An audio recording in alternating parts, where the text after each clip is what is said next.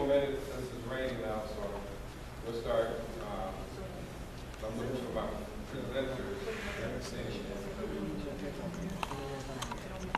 And I talked to them earlier, they said they would be here, so. Well, there's not that many of us here, so why don't we let each other know who you are?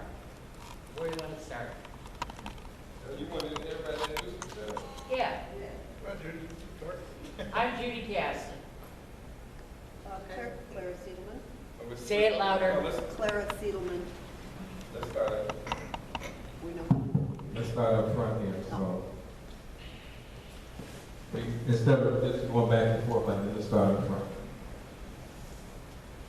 My name is Kim Clark. I'm actually one of the former 911 dispatchers who's been displaced. This is my fiance, Michael. Hi, Kim. Hi, Michael. My name is Jordan Wilson, and I'm Civil Air Patrol, which is an Air Force auxiliary. All right. That lady's Juanita Burgess. What do you mean just? Sure. Just? No, you can start. My name is Shamia Jones. I'm trustee Kelvin Jones' wife. My name is Executive Bird, and Kelvin trustee Jones' son. Justice son. Trustee Kelvin Jones. Roger Matter. Bernice Brewer. Yvette Wilson, I attend Holy Praise Tabernacle in Lansing. In Southern. Patricia Kuzma. Live in Sauk. Cleatri Lawrence. Okay, Cleat, that's first. I never knew his name was Cleat. I know I always call him Cleat. Bill Bishop.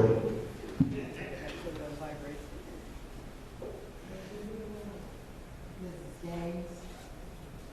Did everybody hear that? No, Mrs. James. Mrs. Gay, she's like to stay incognito, but she's a staunch supporter. My name is Hope Vine. I'm CEO of Fellas and Gents Modeling Agency. I didn't hear that. Hope Vine, CEO of Fellas and Gents Modeling Agency. All right. You'll hear more of her later. Okay. Program. My name is Sabrina Martin, and I'm here in support of and on behalf of Hope Vine. Okay, a few more minutes, but as you can see, I was hoping more youth would come out because it's supposed to be about the youth, this particular meeting. There is going to be a short presentation for one of our own. We're going to give a short skit, and we're going to have a presentation from the young lady that you just got to talking about, and talking about the different programs that are available, and something that we can look at. It's basically about Parks and Recs, but we're here to let the residents know what's going on, and also network. And I asked her to come out, and she's already met our trustee that's in charge of Parks and Recs, but I want her to give a short presentation of what it is that she does, the program she has, and hopefully we can get our kids involved in it. Okay. You know, Judy, right? That's,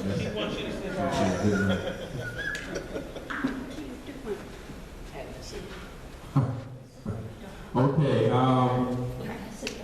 can go ahead and get started, and we can as they come in, and as the people come in, young men that come in, we'll go along with that. Anyway, my name is Derek Burgess, trustee here in the village. First of all, I'd like to tell everybody thank you, those that came out and voted this last election.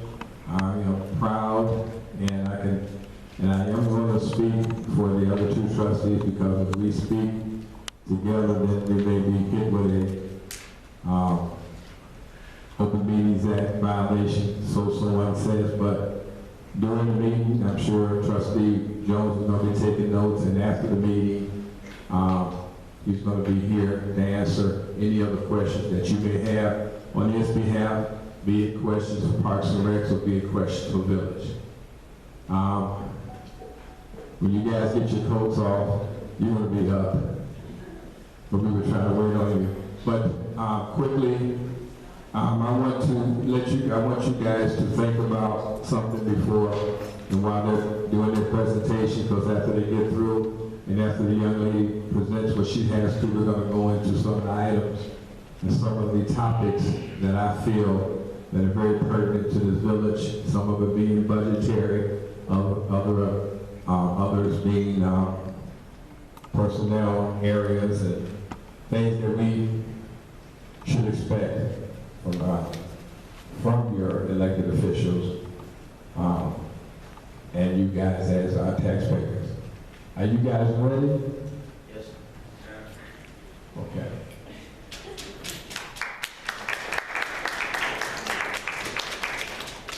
These young men are coming up. They're going to put on a skit from our, first of all, I want our own.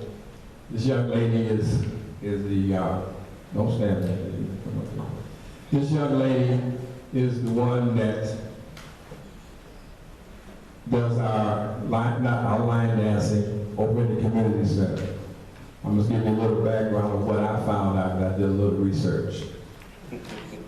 She paid at this last Friday, I think it was, they had the walk for breast cancer.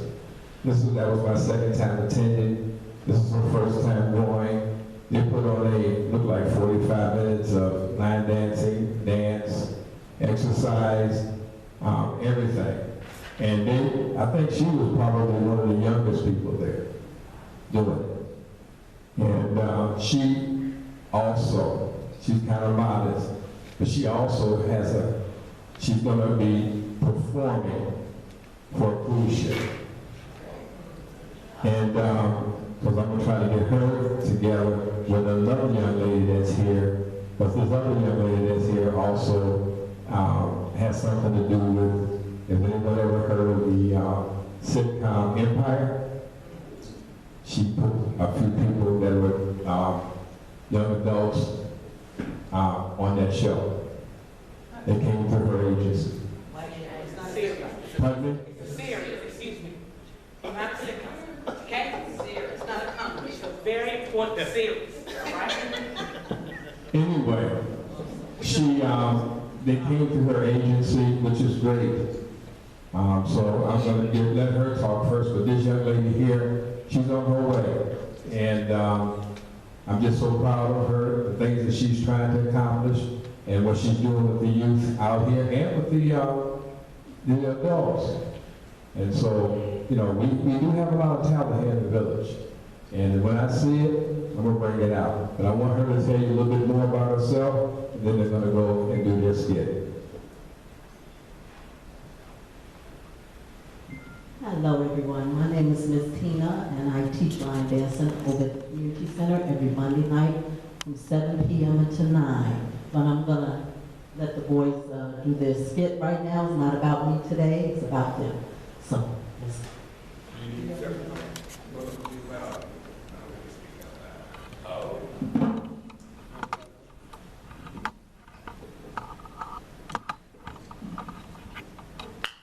It's just a little skit that me and Jamal made.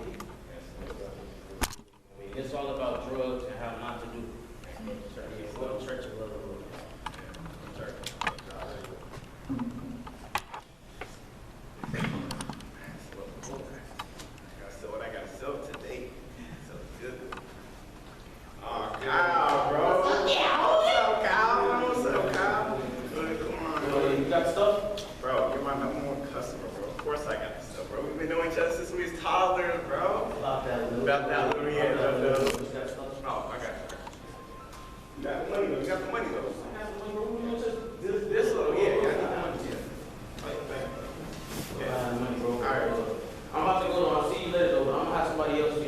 Probably come through. Oh, yeah, bring him in, bring him in. All right. Yeah, bring him in. All right, All yeah, right, he gonna come through.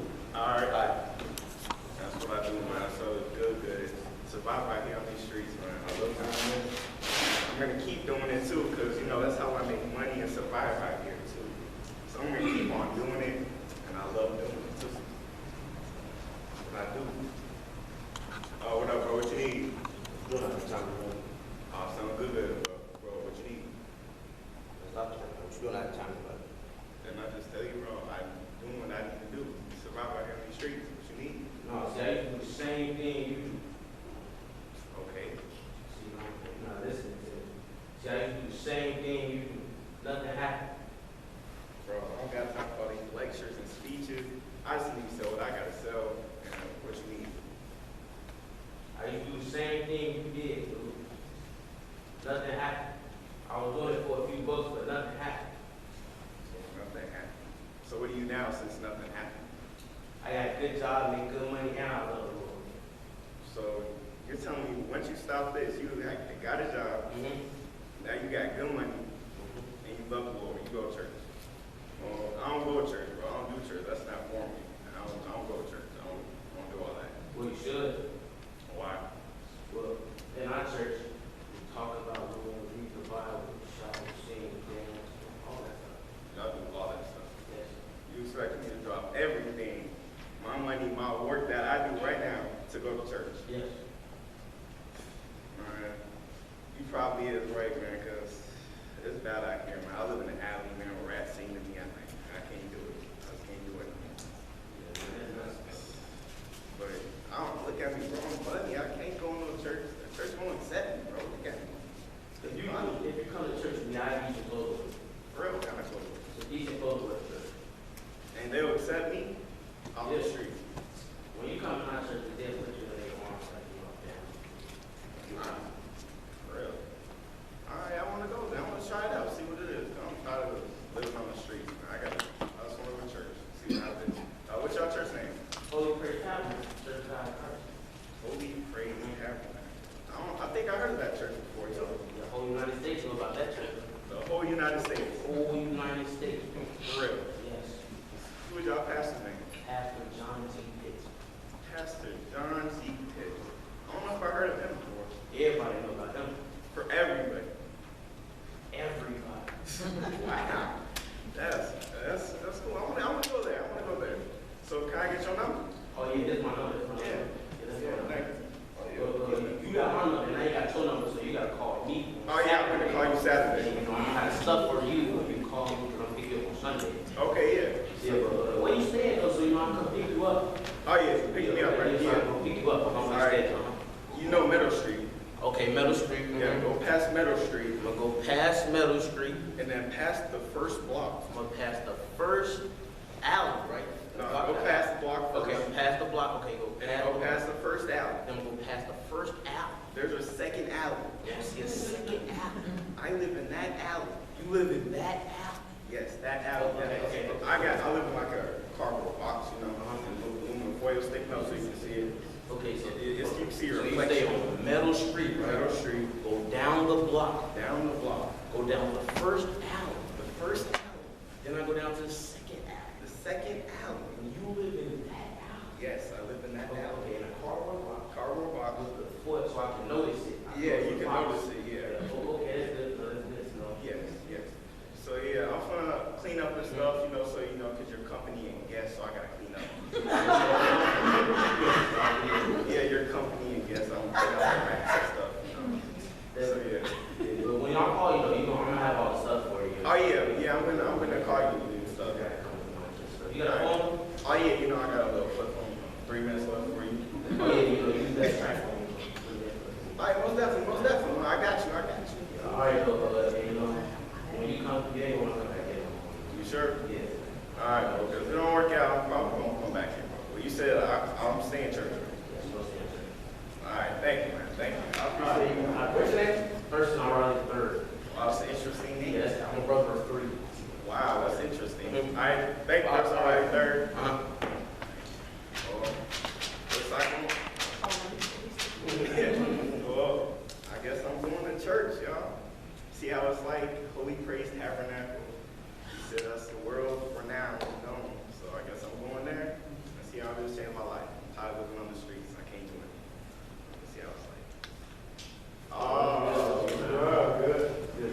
friend, Your right? house friend, bro. He told me to come through. Oh, yeah. But you got stuff?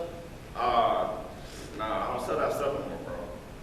What you mean, bro? Like, what you mean? You running out of work or something? What's going on, bro? Because Kyle told me that you was out here like months, years right here. It's going to do something. Why you stopping now? I used to do it, but this dude came up, he's talking about church, he's talking about they shout, sing, learn the word of God, and he said it'll change my life. And I can get a job and everything. What's his name? Thurston O'Reilly III. He just came. He just came up. Yeah, he just left. You see all that stuff? Yeah, he just left. Oh, I ain't got no problem with the Lord, so you doing a good thing. Thank you, I appreciate it. But tell your friends and family, I don't sell that stuff no more. I'm not the plug or nothing, so I'm done with that. Yeah, I'm telling you, not to come over here. I'm telling you, Kyle and everybody not to come over here. Yeah, You said you should come over here. I'm telling you. You don't sell that stuff, so I'm just telling you not to come over here. Yeah, but tell your friends and family to go to a church. I'm going to Holy Praise Tabernacle. Oh, bro. You know that church, bro? Everybody knows about that church, bro. Everybody, bro. Bro, for real? Yes, bro. And you know the Pastor John, Pastor John. Oh, bro, catch me, bro. I got you. Whole United States, bro. Bro, Pastor John is known, bro. Yes. I'm definitely going to church, bro. You know me. You coming, right? You got to go Sunday. You coming, bro. You got to. I'm going Sunday. Okay, so I'm gonna come through too. Come you through. don't let them know I'm coming through, but you know I'm gonna come through too. Yeah, bring your friends and family. You know, I'm telling everybody to come to the Holy Praise Tabernacle Church of God. Most definitely, bro. Okay. Okay, but you doing the right thing. Thank you, You're doing man. the right thing. Yeah, I'm tired. All right, man. All right. Guess what? I hope I catch you there too, man. I hope to see you in church. I'm definitely going. All right. All right. All right, now, y'all, that's it, though. That was it, though. I know how to do that, man. That was a great skit. That is great. I mean, how old are you guys? 16, 14. 16 and 14? That's great. Yeah, wow. Freshman and sophomore in high school, correct? Yeah, so. Freshman and sophomore and junior. Eighth Oh, grade. 8th grade? Oh, good man. Okay, that is so great. You guys, I mean, that's something, did you do this on your own? You came up with We this? just came up with it. 'Cause So it was written and produced by you two guys? Yeah. That's great. But it's awesome. Because I the church actually is. saw it on Facebook. I Oh. think so. I fell in love with it. I contacted Miss Tina and said, could you please have them come out and do it? This is great. This is something you need to get around because what you're talking about and how you're doing, that's exactly what's happening out there. Exactly. That's exactly what's happening. They don't, the people, and I was hoping that I had more young men and women here so they can see that because that's exactly how it's played out there in the streets. But that's great, man. You guys came up with that. Don't worry, we're going to use you. You got the trustee in charge of Parks and Recs. There he is right there. You raise your hand, sir. Raise your hand, sir. There he is. So I'm sure he's going to be contacting your mom and stuff. But you guys, that's great. That's great. Yes, does anybody have a question? Okay. My question is, can you put another skit together for his next town hall meeting? When day is it? Yeah, every third Wednesday of the month. Every third Wednesday of every month. How long does it take you to put one together? I mean, we did it in one day. These are young people, guys. This is not old. This is not old. These are young people. They could probably come up with another skit tomorrow. And do you need other youth I to mean, volunteer or to? You want to put a program together? I mean, we could, but like we live like right next to each other, Okay. so it's easy to practice because you never know someone might be sick or something. It's gonna be hard to practice. If we like doing it like every third Wednesday. Okay. I wanted to thank all, the trustees and stuff like that for help, for letting us do what we do, the best, do our skit. We're proud to have you guys do For that. coming. Thank you. We're proud to have you. Are you going to be a thespian? Are you thinking about doing that in high school? Joining the stage and doing plays? They do that in high school. Taught extremely well. When you're around kids on the street and your friends, you walk the walk.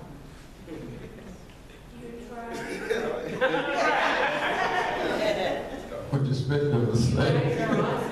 Yeah, they are. They're a good audience. They are. They are. Absolutely. Is my nephew. I know he walks the walk. Oh, okay. And he do like a whole praise tackle. Exactly. They got And they sing. So they're saying you got good pedigree. They're saying you have good pedigree. See? They make up rap songs. They rap. Oh, they rap too? Okay. Okay. Can we get one of those? Give us a sample. No, that's everything for free. I mean, come on. Gotta sing it anyway. Huh? You can look on Facebook. There you go. You can look me up on Facebook or something. Do you have any, you asked for your service? I mean, no drugs, no church. What is it? I mean, don't do drugs, go to church. I mean, we really didn't come up with a title This should be interrogated, man. yet. We gonna do a title and stuff, you know. But yeah, I mean, we just made it up in one day and stuff, so.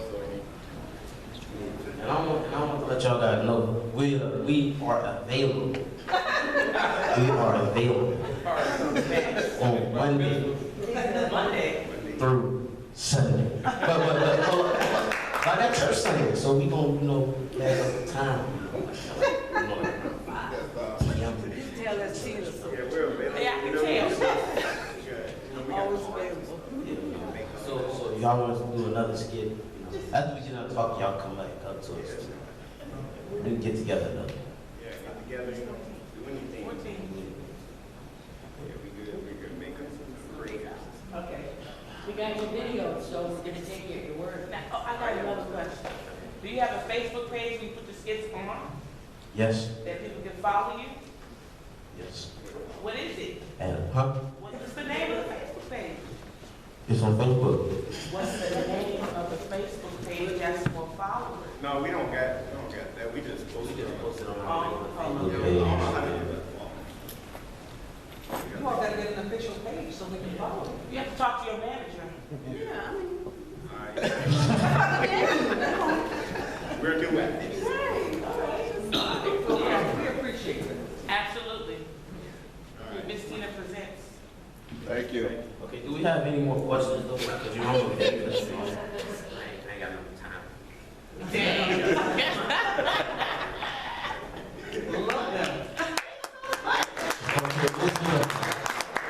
That's your future, that's the future of your,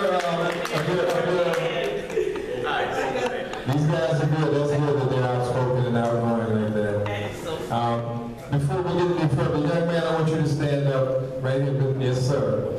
This is about the youth, and I want you to kind of explain why you have that uniform on. Everybody probably thinks that it's just a fashion statement, no it's not. Like I said before, this is an Air Force auxiliary called Civil Air Patrol, and we do search and rescue. Because I live in Lansing, Illinois, it was the Coast Guard. A plane had crashed, and none of the people in the Coast Guard could find it, but we did. And we're a bunch of teenagers, and that's pretty cool. So we do search and rescue. We fly planes and look for downed aircrafts. We do patrolling missions. We do community service, a lot of community service, and that time adds up, and you get ranks and stuff like that. And yeah, it's a really good way to keep kids out of trouble. Because we have meetings every Wednesday from 6:30 to 9, and that's at our school, Lansing, in Lansing, Heritage Middle School. So yeah, it's pretty cool. And tell everyone how old you are. I'm 14. And what grade are you in? 8th grade. Thank you. The school where it's located? Oh, you know you gotta take questions. Heritage is on Bruno. You don't know that? You said it's Atlanta? What's the name of the school? No, it's Heritage Middle School. That's, Heritage Middle School. it's on Burnham Avenue. It's on Burnham, okay? Now, do you have to go to that school to join the program? No. You can, if you live basically in Illinois, and you can get to the meetings on time, you can go. And it's not just that place; it's all over the United States. And what are the meetings?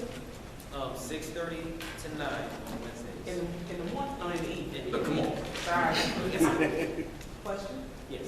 have flyers or anything that, so that you can advertise and perhaps we can pass it out to the youth here in Sauk Village? I don't know for sure, but. Tell Mom she get it to us. Mom, we can Yeah, get she, it. she Okay. You can get them from your commander. can. Yes, Yeah, little yeah, girl. I can definitely get it. From the commander, yeah.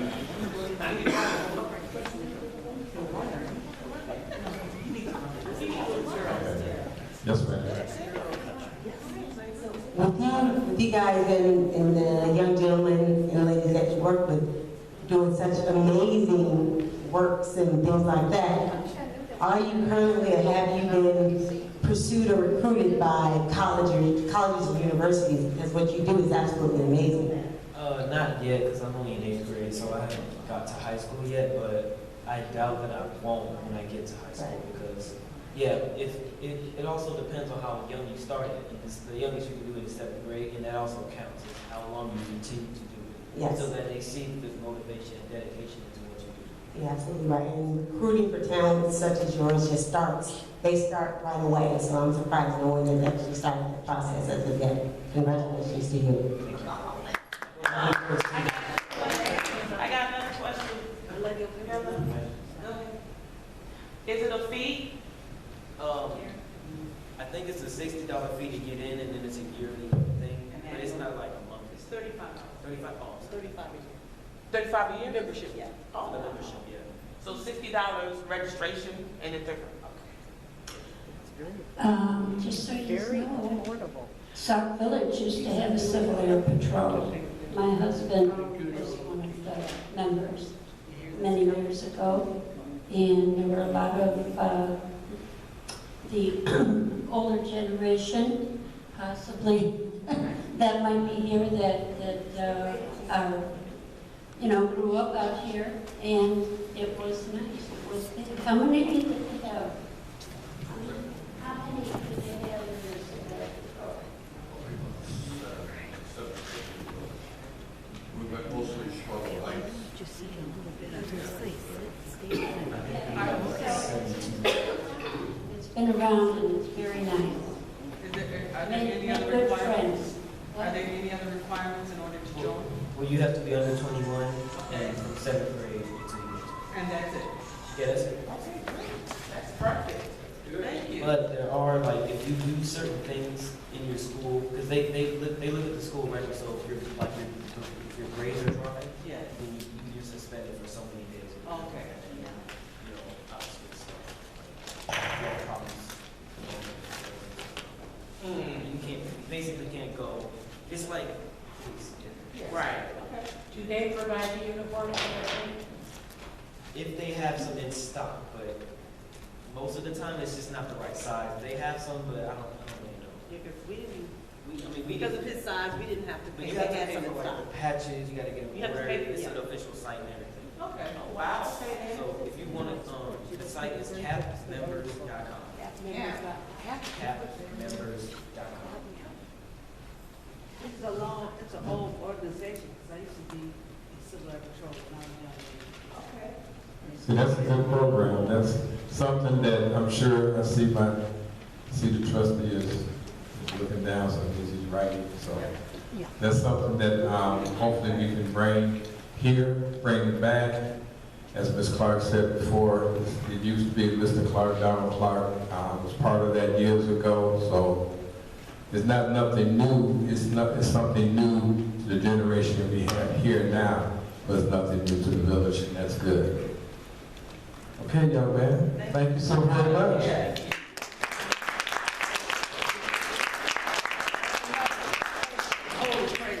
Just a side note, is there a lady here with the last name of Martin? Is there someone here with the last name of Martin? Oh, that's you? If you can reach out. I was just texted by your fiance. Her fiance is Thaddeus Jones. So if anybody knows, which I'm sure a lot of people know who Thaddeus Jones is, he just texted me. But we're on first name basis. When he just want to tell me you're going to be here. Young lady, you want to come up? I have another presenter. She's going to present, as the one I was saying, she's going to have She's going to tell you a little bit about what she does. This is the young lady I was telling you has the modeling agency for the young adults. Like I said before, this meeting is dedicated to the young adults, so we get more out there, but we'll get the information out too. And then you can give them your name and go from there. Thank you very much.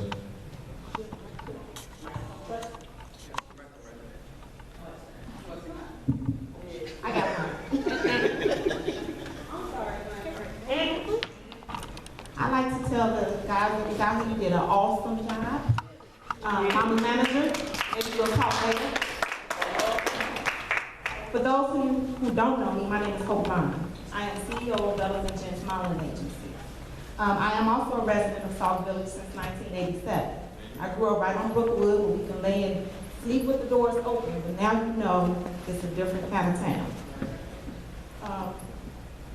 Because of the drastic change in our community, I've decided as a parent who has watched our community crumble in my own eyes with violence, robbery, drugs, and vandalism. We don't have the answers to the whys and the whos and what's going on, but we do have a solution. I myself have children from 24 years old to 12. Being raised in this very community, I cannot choose their friends, I cannot hold their hands, but I can offer them a way out as a parent. I was the parent that went to every basketball game, stayed at every practice, was a surrogate parent to those that worked that couldn't come. I did everything that I could to keep our children off the streets, holding relationships with those that's misunderstood, stopping them from disrespecting the other adults that didn't know and didn't understand who this person was. But they respect me because I tried to get them help and be there for them, so they listen. I recently opened a talent management company a year ago. And in that company, I deal with infants to 21 years old. I've got them shows on local TVs as Chicago Fire, Chicago PD, Empire. We did movies such as Not Another Zombie Movie. We just did a premiere in March with that Love Story musical. It's being reviewed right now in New York. We've also did different talent shows. We did different plays. And right now, I started a non-for-profit. And I want to bring that into the community as P.L.A.N to save our children in the community and get them ready for the big lights. This performing arts club that I will be starting has 3 purposes. It's to provide superb artistic programming with modeling, acting, singing, and etiquette. We also want to provide leadership and become a supportive backbone for the single parents and the grandparents that's out here trying to struggle to keep these kids alive. I personally will submit your children to the different local TV shows and so forth if they stay in good standards within our program. We want to have a plan that will completely present at the end of each semester for our families, such as plays, talent competitions, concerts. We want to do daddy-daughter dances, mother and son proms, and different talent showcases just to show the talent that we have, just as you've seen today. I would rather see them on big screens than behind jail bars. I would like for the rest of you all to be blessed, enjoy the rest of your evening, and thank you, Mr. Burgess, for me being able to come out and talk about my foundation. You're not through. We're not through with you. Excuse my seat, everyone, but I wanted to ask a couple of logistic questions. Number one, how much does it cost? What do you expect from the person, the young adult, the teenager? Is there any requirements that they have to have, or is it open to any age up until 21? I heard you say up to 21. And quite naturally, I'm sure they're going to be monitored. And again, as I keep reiterating, we have our trustee here tonight that's in charge of Parks and Recs, and has the committee. He's in charge of the community center. And he's just working. He's probably mad at me because I know he's writing everything down so he can give everything, every detail. But that's where I want you to start at. We could go, I'm sure, I'm not going to speak for him, but I'm sure before you leave, you can leave him with either your brochure or contact information, because this is something that, yes, we do need out here. You know, sports are fine, but this is something, because I'm very intrigued with what you were saying, daddy, daughter dance. I did do that with my child. That was years ago. And, but we do need that. Presenting to society, things like that. Cotillions, you know, things that we did when we were coming up that I don't see happening now in today's society. So, yes, I'm sure there's a fee. I'm sure there's some type of criteria or requirements that they have to do. But, you know, for you to bring this out here, however small it may start, is a start. And I appreciate that. So first of all, how much? We are still sitting at the table with that answer. Me and Ms. Martin, we are trying to go over things because we're going to make it economically efficient. But we don't want it to where it's just free and everybody's dumping their children on us. There you go. And it's open. And then it'll be an overload of kids that may not even want to be there, but it's convenient for the parents to bring them. So we have to still sit down at the table, and we made with him, with the Park and Recs as well, just to discuss something that's affordable for the parents in the community. The criteria is we still have to monitor what are you doing in school, what are you doing at home. Great. Even with my agency, I'm a mentor as well. I need progress reports. I need an update from your parents because if you're not behaving in school or if you're misbehaving at home, I don't submit you. I don't get you jobs because you can go somewhere and go on set and embarrass the whole company. Yeah. So it's still a stipulation to what you do and how you do it in order for me to work for you.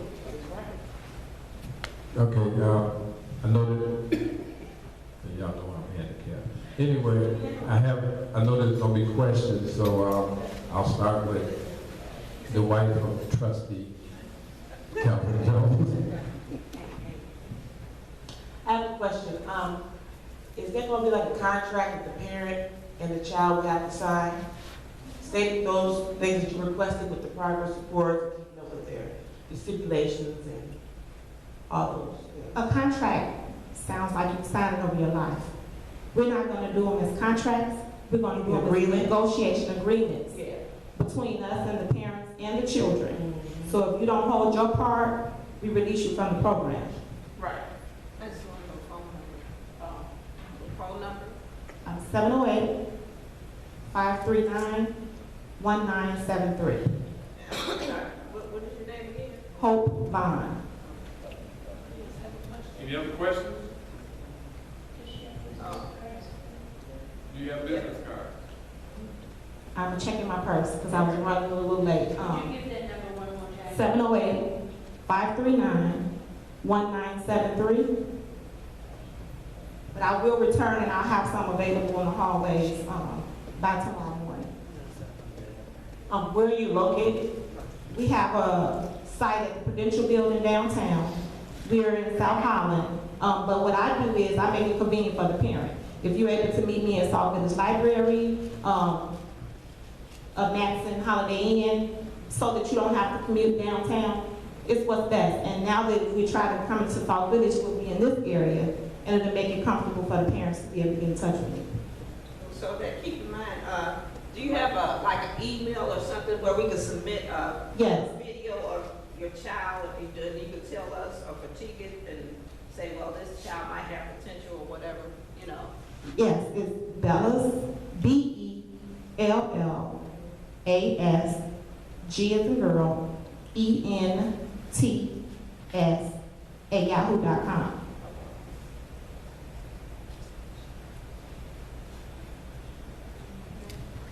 Mel's had the hand up.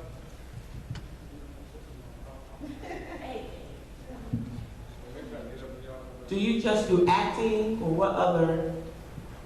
No, as I stated before, we deal with acting, modeling, singing, dancing, and our dancing goes from praise dancing to hip hop to, anything that you name. I have people set up that's going to train our children to do all of that. And we also have etiquette classes so that they'll know how to act when they go on to these jobs. Yes.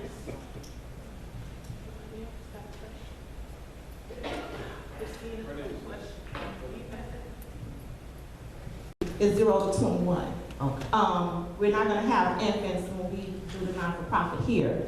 So we'll still sit and talk with Park and Recs as far as the age groups that we'll have coming in. So that'll be later decided.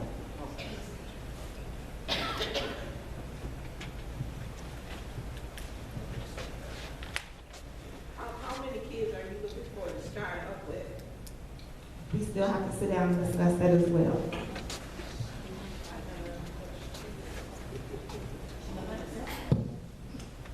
How long will the program run? That's something else that we need to sit down and talk to, because I don't know what's available, the time slots and so forth. So once we get all that together, maybe we can come back and have another meeting and I can present all of that to you. This is really like a presentation saying what I do and what I'm here to offer for the community. She'll be back. Did you give a website? Yeah, if you Google Bellas and Gents, it'll come up, the website will come up too, where you can submit online. Do you have a Facebook page? Yes. Well, right now it's Mama Bella. Okay.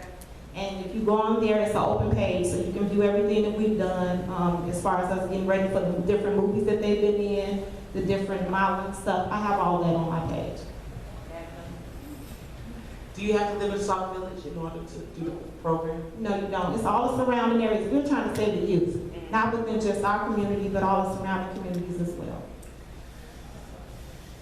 Mike, over here, y'all can I'm good. Can you talk about the bridge, say, going from the non-for-profit agency and you're doing okay with this race, and then it's not guaranteed that, you know, because we come here in South Village, automatically we get to audition and do all those things, so let's bridge that gap from where we're here, and then we'll pass you on to Bellas and Gents, the agency. Correct. And it's several steps, because I'm also combined with Self-Talent Management, which is a bigger management company, and we're combined with Capital Records. We're combined with different places in LA that we submit our children to, but you have to get to that point. With the foundation, we're basically giving the classes that they need, showing them the techniques of modeling, showing them how to go in front of an agent and see, you know, to land that job. So what we're doing with the non-for-profit is forming them. Then I can have my staff look over them and see if they're able to join the staff. Once they join the staff, we'll start getting them extras, getting working extras. That's like I said, Chicago PD, Chicago Fire. Once you get to that point and you build your resume up, now I can submit you to Self-Talent Management, which sends you to LA, sends you to Miami and different places that they have stuff going on. So it's steps to it. Right. Would you agree that the two gentlemen that done the skit today has potential? Yeah, they ready. They ready? You see that they ready? We were discussing that, they were doing theirs, it's just like, And those are the things that we'll offer when we do a showcase. And the showcase will be provided, once we get the kids into the program, we'll have the parents come in and see what they're doing. We'll do a showcase, we'll do a concert, we'll do things that they're doing within our foundation to show that they're not just sitting around writing on paper. They're gonna be actually working. Do you do pageants as well? That's something to think about. And we also have it open for a board to come in and help us with any kind of ideas.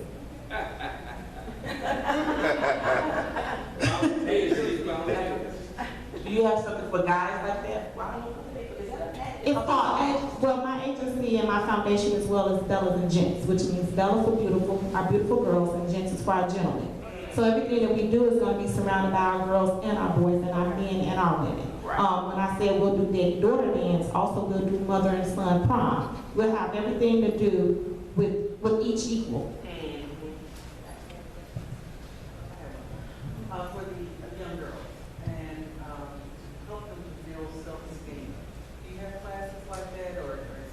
We have mentors that's going to be available, the etiquette, and we also, just as parents, will be working with the kids. We were also talking about having a 800 number or something where it's a safe haven. So if something's going wrong at home, we'll try to intervene and get you safe, find out what's going on in the home, and even try to find a program if you have parents that's on drugs or some things that's going on. So we're going to do it as a roundabout, as a family team.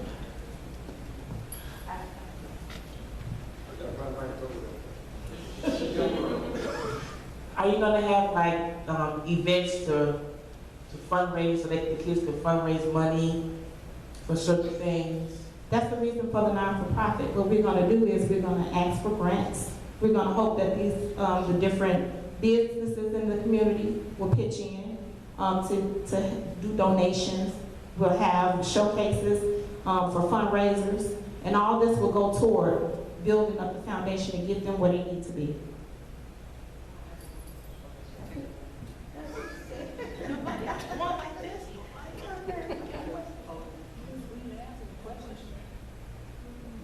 Did I cover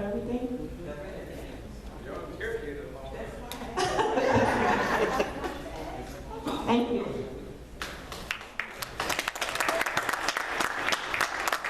I just wanted to reiterate, she's not working for us yet.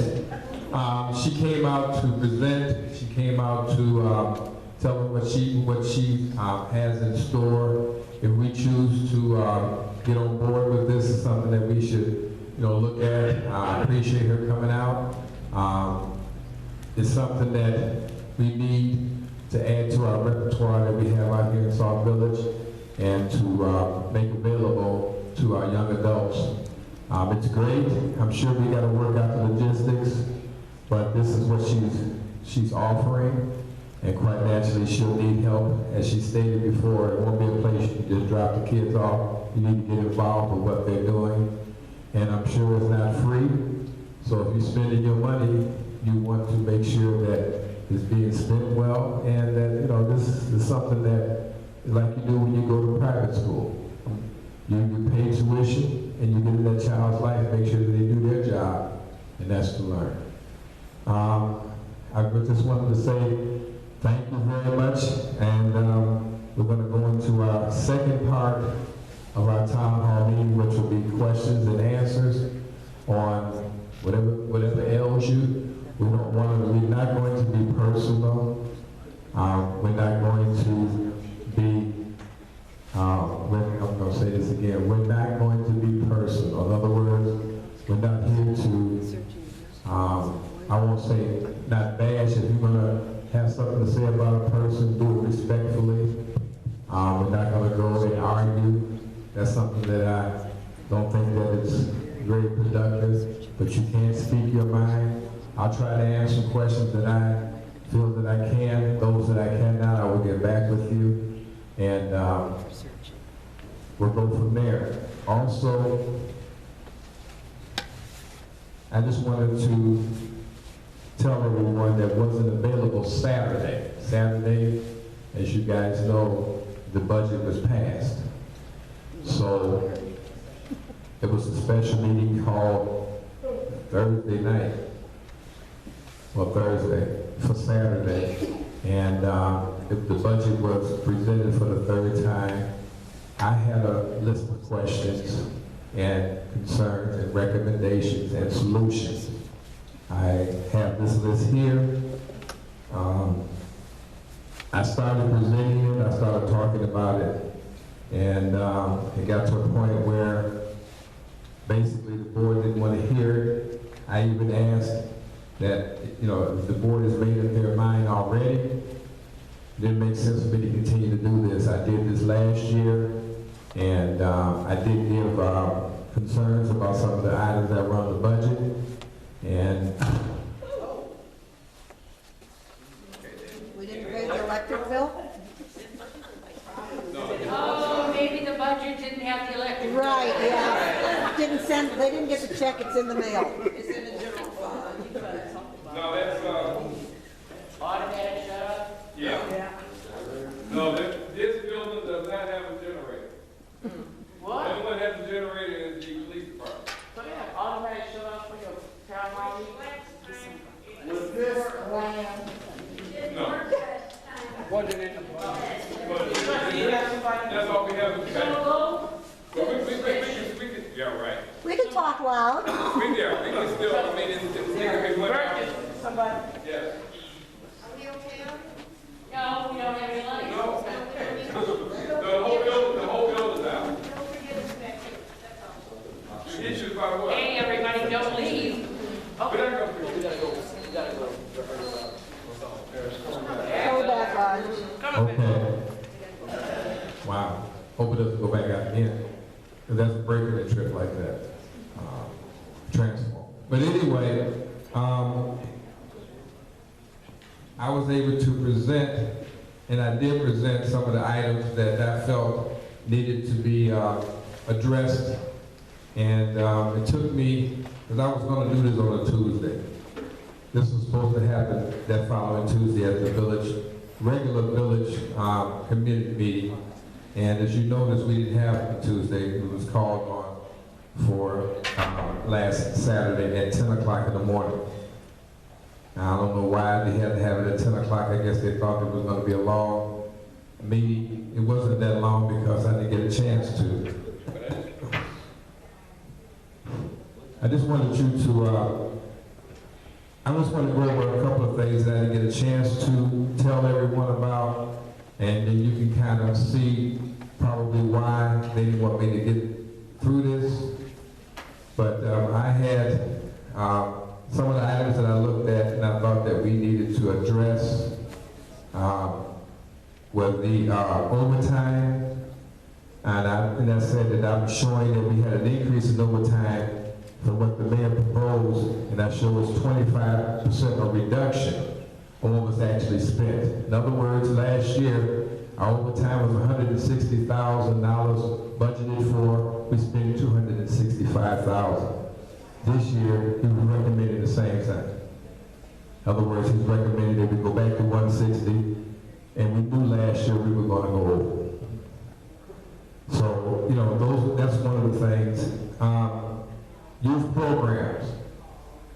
There's nothing in the budget for youth programs. And I wanted to have in the budget $13,000, which is a drop in the bucket, for youth programs added to. Because, believe it or not, your tax dollars pays for some of your parks and recs, agenda items, and for some of the equipment. That's included in your property tax. I asked to have that, I asked for $25,000. I was told at a meeting that, who am I going to, or what budget am I going to cut to get that $25,000 for the youth? I said, well, why don't we take a little bit from each one? We've done that when we got the salary for the new village manager. We took money from one of the budget items for that. This is the youth. You don't start them off to fail. You don't start a program off that you know you don't have funding. I was told we could have fundraisers. Now, I don't know how much you think we can get on the street and have fundraisers and how much we can do, but taxpayers pay for the youth. What did you get? So, that I didn't get anything. There was no increase in the youth program. Also, I was asking to have our aging report. If anyone doesn't know what that is, that's our outstanding bills that were carried over from years to years. I asked to have that inserted into the budget. And at least we can see where we're at. We can see how much money we're starting off without. In other words, how much money we owe as of the 1st of May, or whatever you want to say the end of the fiscal year is. The end of the fiscal year is usually the end of April. And show everyone how much we owe. You don't want to do that. Just start off. See, it's not zero. We owe almost $500,000 in unpaid bills just on the table. Not in other forms of what we owe back to pay back that we borrow from other entities that we have in the village, water fund, and things like that. I'm just talking about bills that we have right now on the table. That wasn't in there. I also wanted to have, when we take transfers out of the general fund, I wanted to have accountability. When we go and take a transfer out of someone's fund, it's not supposed to be done arbitrarily. You're supposed to have a checks and balances. You're supposed to vote it out. So it can be as a record. Not just because we don't have money, let's go ahead and take that. We'll worry about it later. No. Tips and everything else that's not part of the general fund, when you borrow from it, it's just like borrowing from a bank. When you borrow from a bank, what do? You pay interest. So you should do the same thing with the funds. Because those funds are in areas where they gain interest.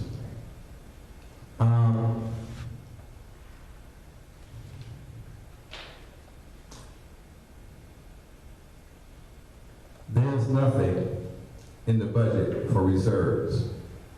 In other words, there's no item that, I'm sure most of us, when we get paid, we pay ourselves. Well, at the village, when we get our money, we just expend it throughout, and we don't put anything on the side for ourselves. I asked to have that placed on the budget, so we can at least adhere. If it's $10,000 a month, something that we can use, so at the end, when everyone claims that we're paying things down, we can show that we have $1 million and we're gonna use $500,000 to pay off our aging report. That wasn't put there.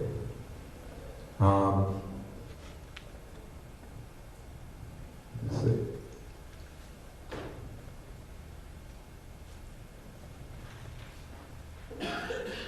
Okay, the one that everybody's talking about, that the interest and principal on the IEPA loan.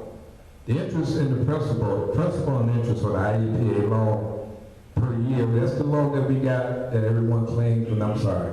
That's the loan we got that was claimed that we're gonna get reimbursed for that grant, which is $4.8 million.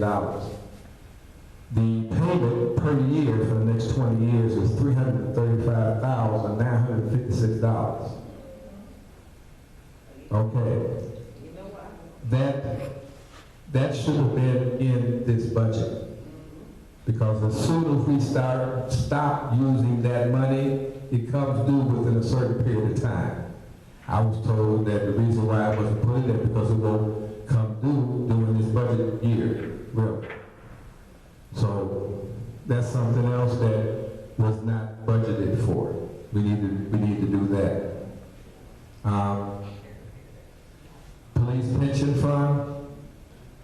The police pension fund, as was stated earlier, when property taxes come in, the money should be immediately distributed to the police and pension fund in order to avoid an increase in liability. We owe a lot of money to the police and pension fund right now.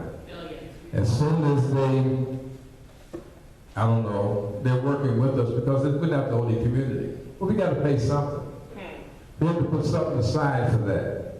You know, it's just so many different entities that we don't support here as a village, that's how we got into the position we're in now. We can no longer keep looking for money that we don't have to help pay for something that's already here. Excuse me. If you have $1 million that you know you're going to get in, but you're going to say, I'm looking to get in $1.5 million, so I'm going to budget for $1.5 million. That's crazy.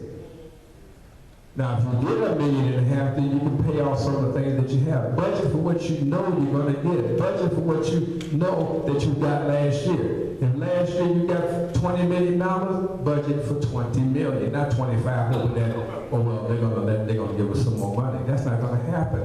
It may happen. Look at the governor. That $4.8 million. Has anyone heard anything about that? The $335,000 is supposed to go to Parks and Recs. Has anyone heard about that? You cannot budget for money that you don't have, and especially grant money. That's if money. That's if so-and-so says this and that. That's what I call if money. If this happens and that happens and that happens, then we will get that. But in the meantime, I'm not going to budget for that because now I'm looking for faith. I'm looking for, if it doesn't happen, now we got to go to the almighty water fund, or whoever else we have to go to get the money. So, I mean, the water fund is something else. I have something about that later on, which I'll present down the line, probably another 2 months or something, because I'm just trying to gather all the information to make sure when I say something that is correct. But this budget is not balanced. It's not even close to being balanced. It's an arbitrary budget. It's based on funds that we hope we're going to get. I'm sure you got to go pay your bills that way. Because if you do it, you would all be bankrupt. This hope you're talking about, where is that at? What hope? You said, hope we're going to get this money. Well, that's what this budget is. It's based on hope. Well, see, hope is a word. See, I ran with hope on a presidential election. It turned out all right. But see, you're talking about it in dollars and cents. That's true. There isn't. The only thing I wanted to let you guys know that the retirement pension and the retirement disability, we paid out in 2014, but we have none budgeted for this year. None. So I guess nobody's gonna retire, or we're gonna keep eating away the pension that's there and not try to replenish it and replace it. Sooner or later, that's gonna go out. And they're probably looking at, by the time they goes out, they'll be gone. Everything will be, you know, somebody somebody else's problem. They'll kick the can down the street and let someone else take care of it.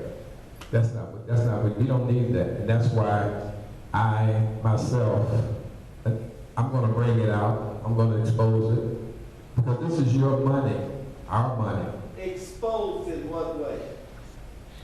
I'm gonna tell the truth. I'm gonna bring it out that we are not as sovereign as everyone thinks we are. There's some things some decisions that were made in the village that we shouldn't have done. We need to take care of our own first rather than go out there and try other things. I understand, you know, everyone was talking about the dispatch center. Okay.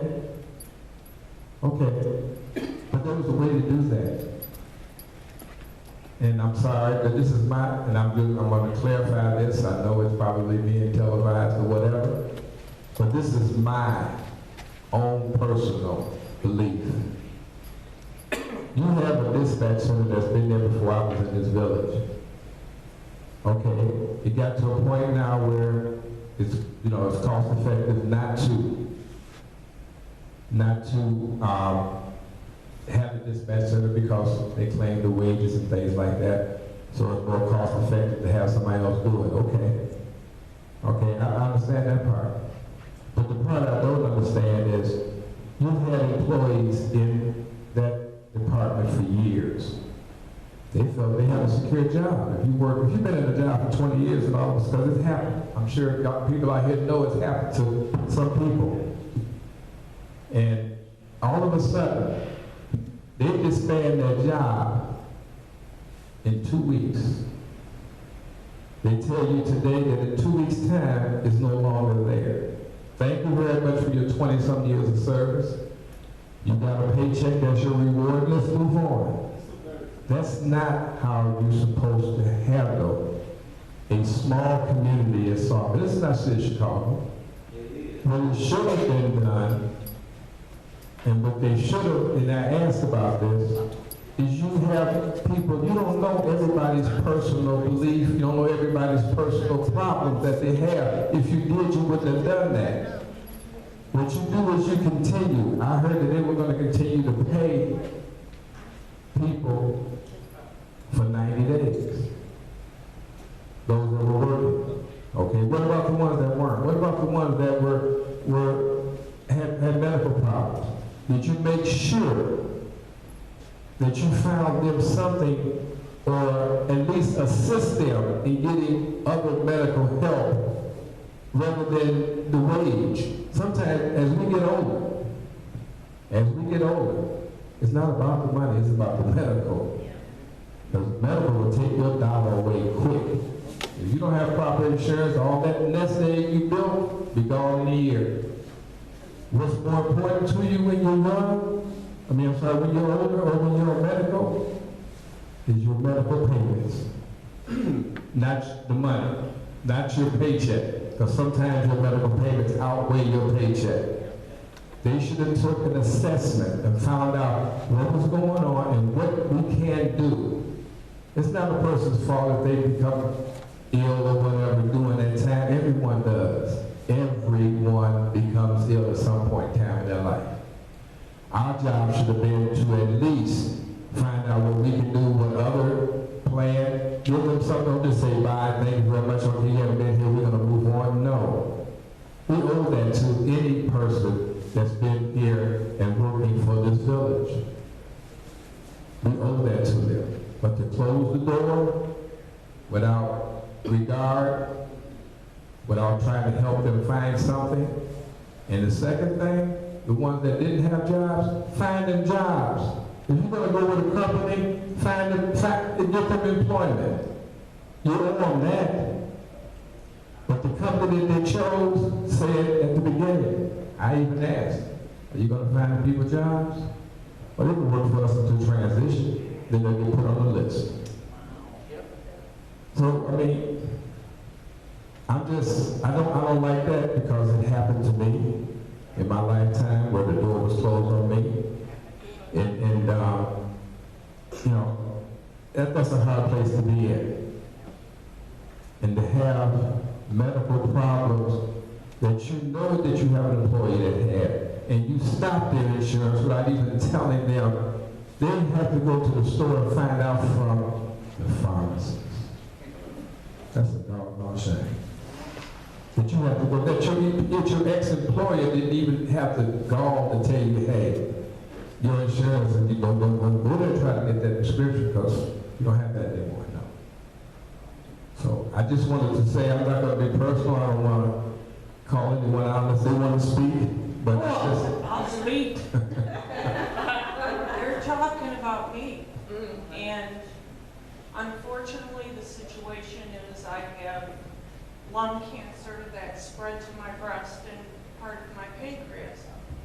I've been off a couple months. I've had a lung removed, a couple ribs removed, portions of my back muscle removed. I've gone through chemo radiation. I have to wait. The lung was most important. Now they will begin working on the breast. It's a very rare form. We don't know until they get in there. Is it a lumpectomy, a mastectomy, a double mastectomy? We have no idea. I went to Walgreens. First of all, I found out I didn't have a job from Facebook. I did not even get any type of letter from the town that anything was happening with the job. Went to the oncologist, got my prescriptions, went to Walgreens, and they said, I'm sorry, Miss Clark, but it's hundreds of dollars. No, I work for the village. We were told that any employee who was displaced by the 911 center gets 90 days extension on their insurance. And they said, that's true, except for you. Because you haven't put in the hours to work, because you've been on medical leave. Therefore, we're not going to extend your insurance. And that's how I found out I had no insurance. The Walgreens pharmacist told me. So right now, my medical is on hold. I have no insurance. I have nothing. Doctors won't take a IOU on breast cancer. Neither will a hospital. So, again, not to get personal, but Facebook was my information. And the Walgreens pharmacist. And I think that's very sad for a town that you grew up in, loved, and worked for.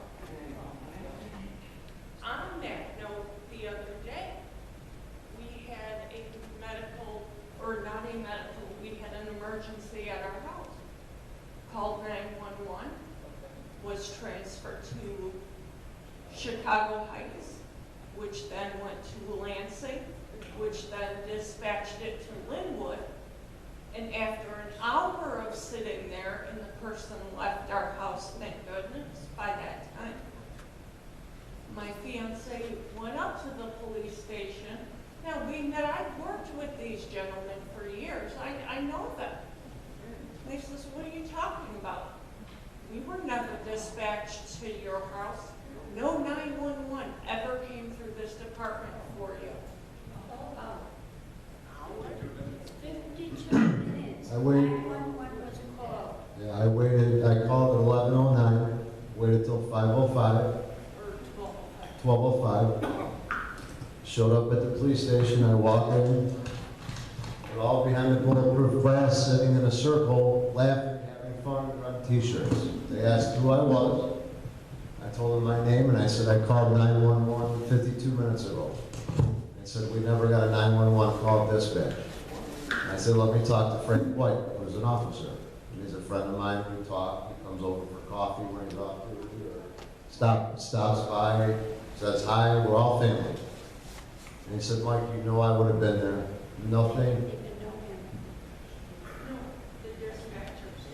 The dispatchers didn't even know Frank White, and he's an officer. I can believe it. And they're sitting, when I walked in, they asked who I was, I told them who I was. They're sitting in a circle in their red t-shirts, talking, laughing, having fun. Never even got up and came to the window and why I was there. Frank heard my voice from the back. I've been in the police station all the way, everywhere in the police station. The chief's office, Becky's office, everywhere. When I go there, they punch the code, let me through, whip out with her, or even when I go myself. But to walk in that police station and see people sitting there in red t-shirts, not knowing anything that's going on,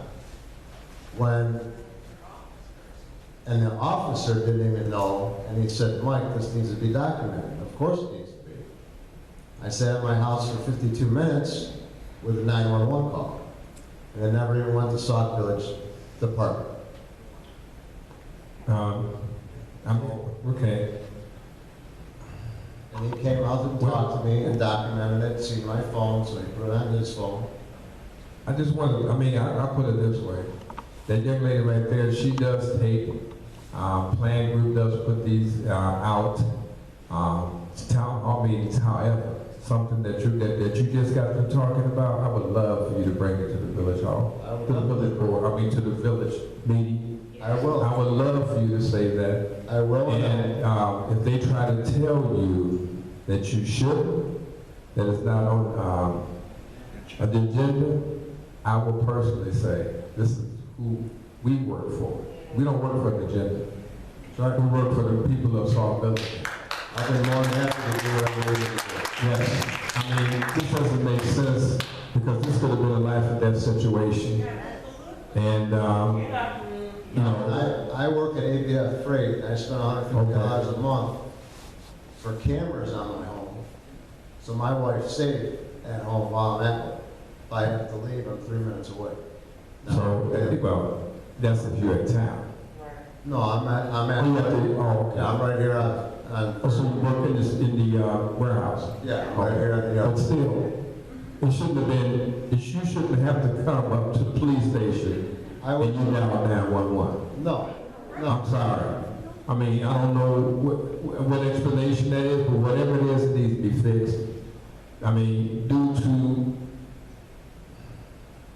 circumstances that I talked to the mayor about, there's other incidents that happened here recently, and if he doesn't do anything about it, guess what? That's what this town hall meeting, I will bring it out and let you know. But I'm giving him first chance right now. I talked to him today, and if he doesn't address this particular issue, you'll be surprised what's going on out there. You don't bring a new person on the block. You're going to spend money. If you got a new dispatch center of dispatchers coming in to your village, even though they're supposed to have the other dispatch center up and running by June or whatever, they're going to use your equipment. It would behoove you to keep them, to bring them in and keep your people until the transition is smooth. Don't hand over the mic April 30th here. And then they won't. How much am I going to do? And I know my job is no. I know you get ready to take my job. I'm going to teach you to take my job. I'm not saying they won't. I'm just looking at reality. Keep them both until the transition is at a point where it was prior to before they were there. But no, they left out told 1 day training. I don't know about you, but I don't know what the bathroom may be in 1 day. So, you should at least get them acquainted. Let them know what button to push, what button not to push. They know the ins and outs. It was working all the other time. How come all of a sudden they didn't change the equipment out? So why is it not working out? But I heard that it was sabotage. That our police department sabotaged the 911 system one night. Really? Are you there? You got to really drag for straws that much to blame? Why are we bashing our own? That's the problem. I'm saying that, and that's right. I'm tired of that. We're bashing out. There are no atheists in foxholes. You can be an atheist till that missile goes across. Exactly. First person you're going to say, oh God. So, but we as a 911 operator are their lifeline. Absolutely. I call that number. 911 is emergency. It's not like put me on hold. I'll get back with you in a minute. But it's more than that. We give them the information of what's going on. We are their eyes and ears to keep them safe before they get to the site. Absolutely. What in the world would they benefit I don't know. from sabotaging? But They have not put their own safety in. that's being said because they have.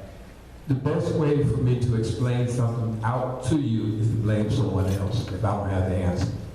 If I don't have the answer, the best way for me to explain it out would be either the proper way if I don't have the answer, be an adult. I don't have the answer, but I get back with you. But if you don't go that way, the best way to do it, you know, I think is sabotage. Someone want to pass the mic? Okay.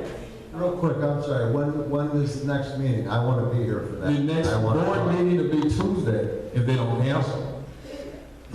The next board meeting should be this Tuesday at 7 o'clock. Ms. Clark. Okay, other than my daughter, who is precious and always first, my question is, knowing now that you knew before, but the audience, bear with me, how many heart attacks is there going to be before this gets fixed? How many fires are there going to be before this gets fixed? That doesn't mean that these people are learning, these dispatchers are learning more every day because they're still screwing up. They were here since May 1st. This happened now 2 weeks after they've been on the job. 3 weeks. Now I'm not blaming the individuals, okay? Maybe it's the system that is not working now the way it's programmed. Something is not working right. Ms. Cooper, we did not change anything. They're using the same equipment that your daughter uses. Okay. Same. They haven't changed anything. Then why aren't things getting done? Why is it Because getting transferred? when our old dispatchers, they knew when a glitch happened, they knew what to do before it escalated. They knew what button to push, where to go, and how to do that. They had a backup. They've been doing this for years. They knew that if this is getting ready to happen, then we do this, we do this. That's why you had a smooth transition. Not transition, but you didn't have the call. These people are sitting in that office right now by themselves. So when those glitches happen, they're looking around. I'm surprised they don't use a cell phone to try to call. Because it's funny that you said about the fire. You all saw the fire right down the street here. Mm-hmm. Okay. Now I'm just going to tell you what was told to me. I'm just going to tell you what was told to me. It took 10 minutes to get that toned out. 10 minutes. Just happened if that was a house, townhouse on Peterson. 10 minutes, what is it, 3 of them together? That's all it takes. Derek, if we have a contract if the village has a contract now in place, and they cannot fulfill that contract because they can't do the job, lives are at stake. We can't wait till the next, we have to wait till the next board meeting. And, it's already been passed. Well, the lawyer has to check into it. BS on Mr. Owens, whatever his name is. That company is gotta go. I'm sorry. Okay, but that contract has to be, nullified. We gotta pay them, and we gotta have them do their job the way they were doing it before. Somebody is going to be seriously forever in pain because somebody's going to die. Somebody's going to die. Now what you said, I'm done. it makes a lot of sense. First of all, their contract, what the village did was vote to not accept the dispatcher's contract. So they got rid of them basically because they didn't want to negotiate with them. I'm gonna tell you this, and I'm sure that you guys knew it. Our contract has been under negotiation for over 4 years. Thank you. The last contract that was ratified by the village, we had to pay 3 years in back pay. Why? Because they were working without a contract. But they were working under the old contract. That's what I was asked. So why do we have to do all this? Why do we? What was such a deadline? You know, we could try to work this out. But we cared enough about our people. Yes, you did, and you worked. Our town. And you worked under the old contract. Yes, you did. We showed up every day without Without a contract. Now, my question is this. How earnest was this village board at that time to sit down and talk? Because this was, I want to say this was probably discussed back in November 2014.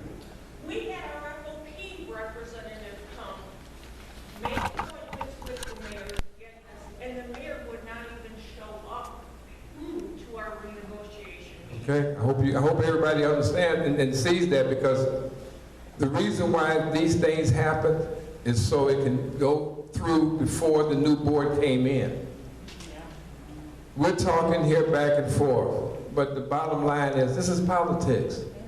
And if you don't have the votes to make it happen, it's not going to happen. The ones that have the votes make the decisions. And until that happens, until you can get it to where you know it's conducive to what you wanted or where you feel it should be, because right now the budget was passed by the mayor.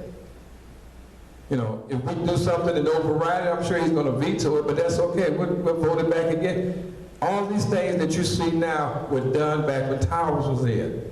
He was one of the spearheaders that tried to discredit Towers when he was in, David was. Now it's falling on him, and he's trying to explain it out. Only thing I'm telling you guys is you have to come out. You have to say something. And if he shuts you down in public, I'm going to stop that. I'm giving you my personal guarantee. I'm going to stop that. They come out here, they don't have time to wait for a whole month till you decide to have a meeting that they can probably come to at this particular time and talk about that. They have lives. People out here, they come out here so they can hear. And I appreciate everyone that comes to the meetings. But you come out here to be productive, to hear things that are going to be productive, not a dictator telling you what you're going to do. You know, you have too many things out here. This is too much money to be sitting back. But you can pay money for, you can find money for what you want to find money for. But when you need to find money for things that are going to enhance this village, because I'm looking at it, we spent the last $200,000 and I don't see the enhancement of the village. We got rid of some things. We lost businesses out here, and you're going to continue to lose businesses until you clean your house.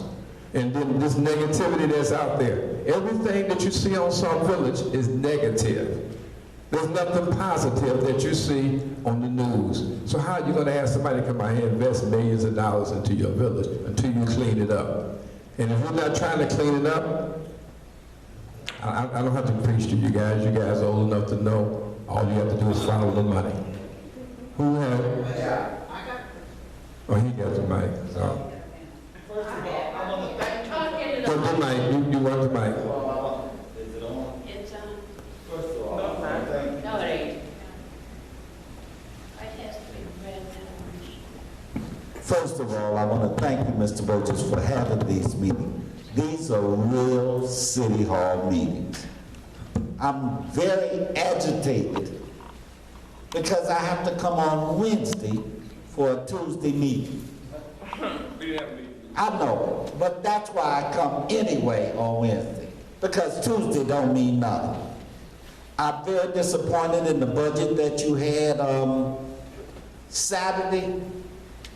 See, the problem I see is I back you. I stand behind you. I'll go down for you because I believe in you. I stated this to a couple of people over at passing out donuts. I do is see you being misused by a dictator. I stated it last Tuesday. I told him what he is. I heard you tell the audience that you don't want no criticism of people.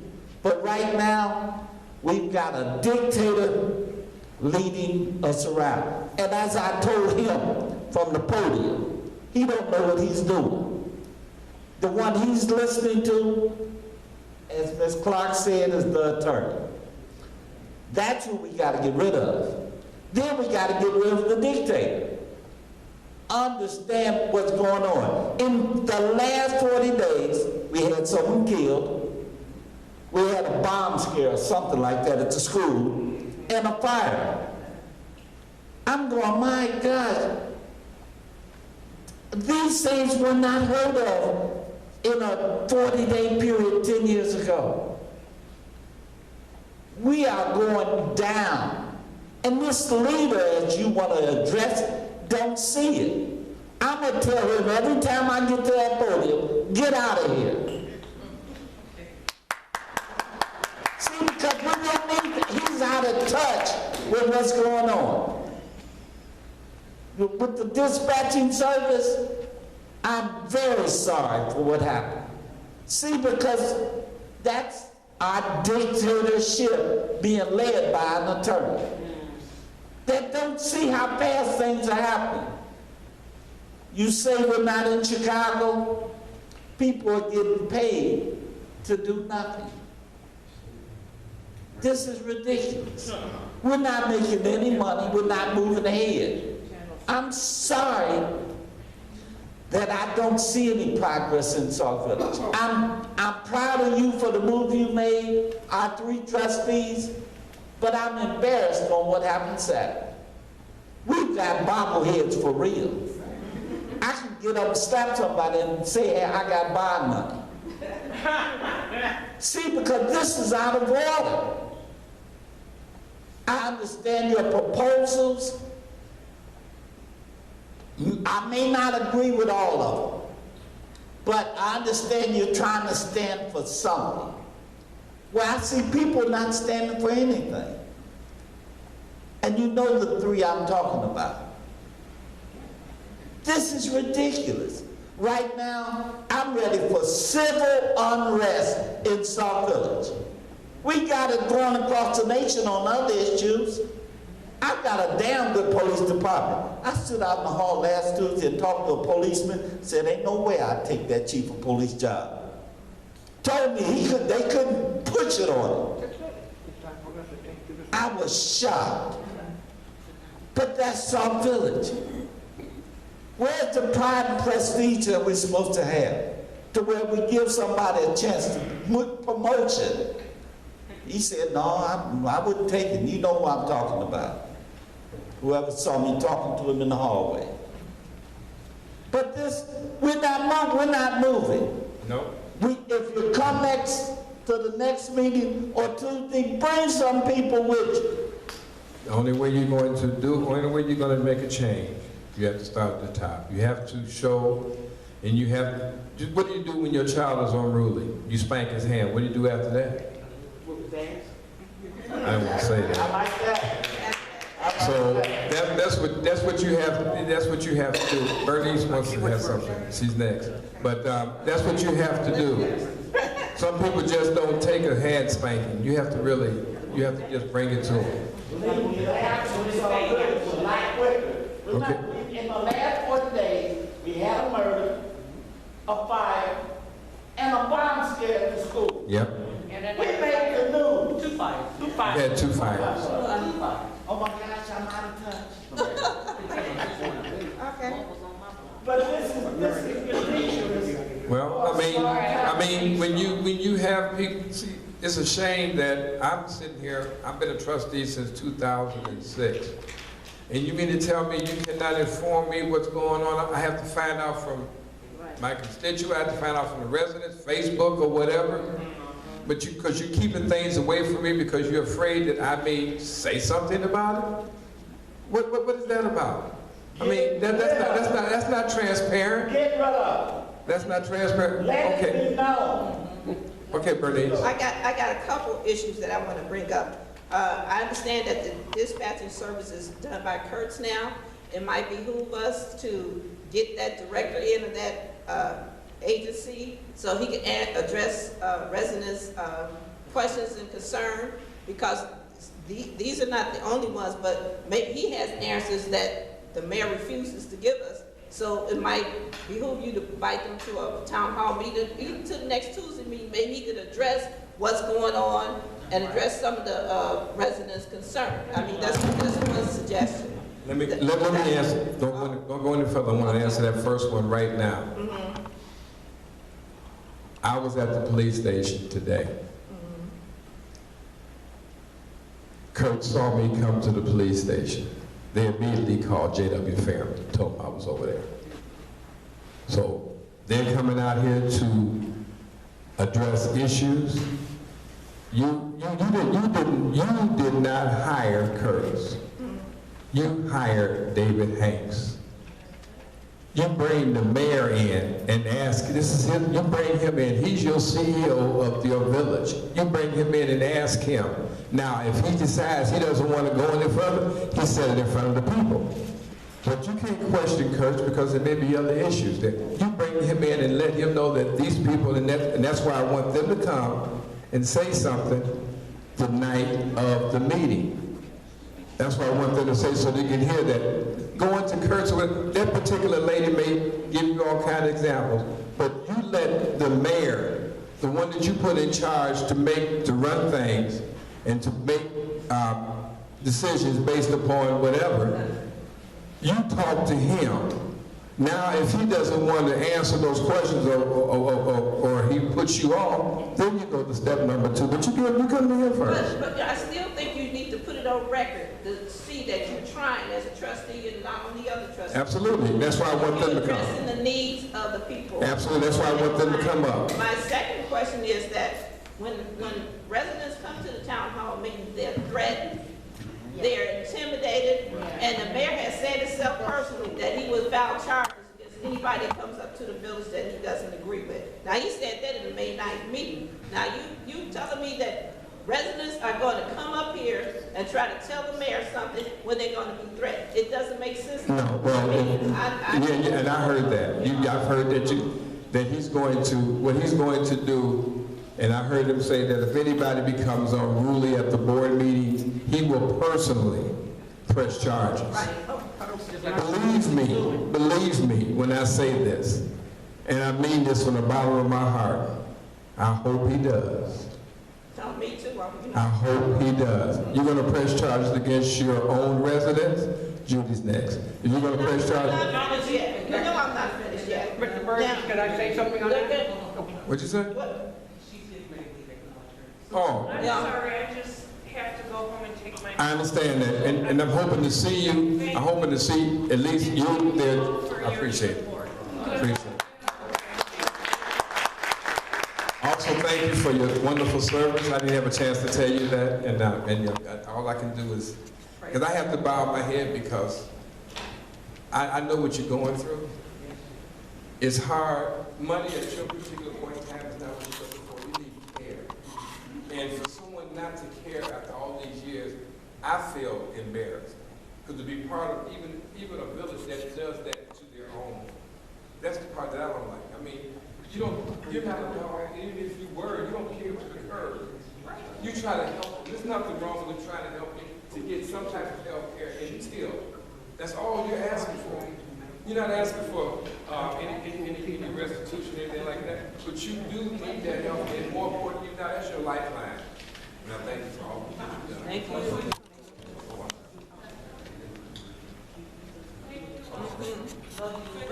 you. Thank you. But I'm not finished, but you know I'm not. Okay, but you got people in front of you. I know, but I'm talking about what you said? Yeah, because I mean, somebody needs to We come in come here to and find out, a person that we know personally is the mayor of Niles. Okay. And he told us anytime we got a question, legal question or whatever the case may be, to give him a call. And he would tell us. Give me his phone number. Why? I Okay. So I That's will good. ask him about that threatening. Okay, because, I mean, I really, me, myself, I'm sorry, I'm grown. I'm a resident, I'm a taxpayer. If I'm not sitting up here hitting somebody, or if I'm not sitting up here cussing somebody out, whatever the case may be, I have a right to ask a question. And there's nothing wrong. If you can't answer, say you can't. But don't lie to me and tell you I get back with you and never do it. Or don't tell me to sit down because we're not going to recognize you because you're not on the agenda. Really. Because the reason why they tell you that, because they don't have an answer for your question, so they don't want to be embarrassed to tell you, I don't know what's going on. I'll tell you in a heartbeat, I can either help you, but I will, if I don't know the answer, I'll get back with you. But I'm not going to be afraid. That's the big boy seat. You got to be a big boy to sit up there. So but you wanted that seat because you campaigned for it and you said you can do it. Now you got the job and all of a sudden, no. Be a man, step up to the plate, tell it like it is. There's nothing wrong with saying I don't know. That's what people do. But not to sit up and tell somebody, well, I can get back with you, or that's not pertinent. Don't ask that right now because it's not on the agenda. Saturday, when I asked about at the end of the budget, people are out here, they came out here. They didn't come out here to see you pontificate all in what I did. They came out here to hear these dollars and cents. The budget was passed, okay, you got your people to do it, and you passed it. At the end of the meeting, I said, well, people have questions. It's not on the agenda. Motion, let's go. I mean, but that's what you have. In other words, you're insignificant. I know Judy, you probably hit me, but you're insignificant. And when you treat people insignificantly, they think that stays with them. It don't work with everybody like that. No. But anyway, but my next comment was that I commend those trustees that voted no. How come you're back? It was my turn. I ain't finished with my turn yet. Wait a minute. I commend those I'm finishing 1 minute, Judy. For those trustees that voted no for the budget, because my point is that you didn't have any supporting documents. You just go by what the mayor said that we're going to get. You can't budget on what you're going to get. And also, the word continuing resolution should be put in your vocabulary, and also temporary spending while you get the budget questions together. Now, these are things that the federal government does, but it seems like Sauk Village doesn't want to do it. They want to pad a budget, push it on through. We don't have the money, and that's just not fair. And for those new people that came in there, half those people don't even know what's on the budget, what things mean. But yet it was passed. I don't think that's fair. So now, Ms. Cass, I'm finished. I've been waiting forever.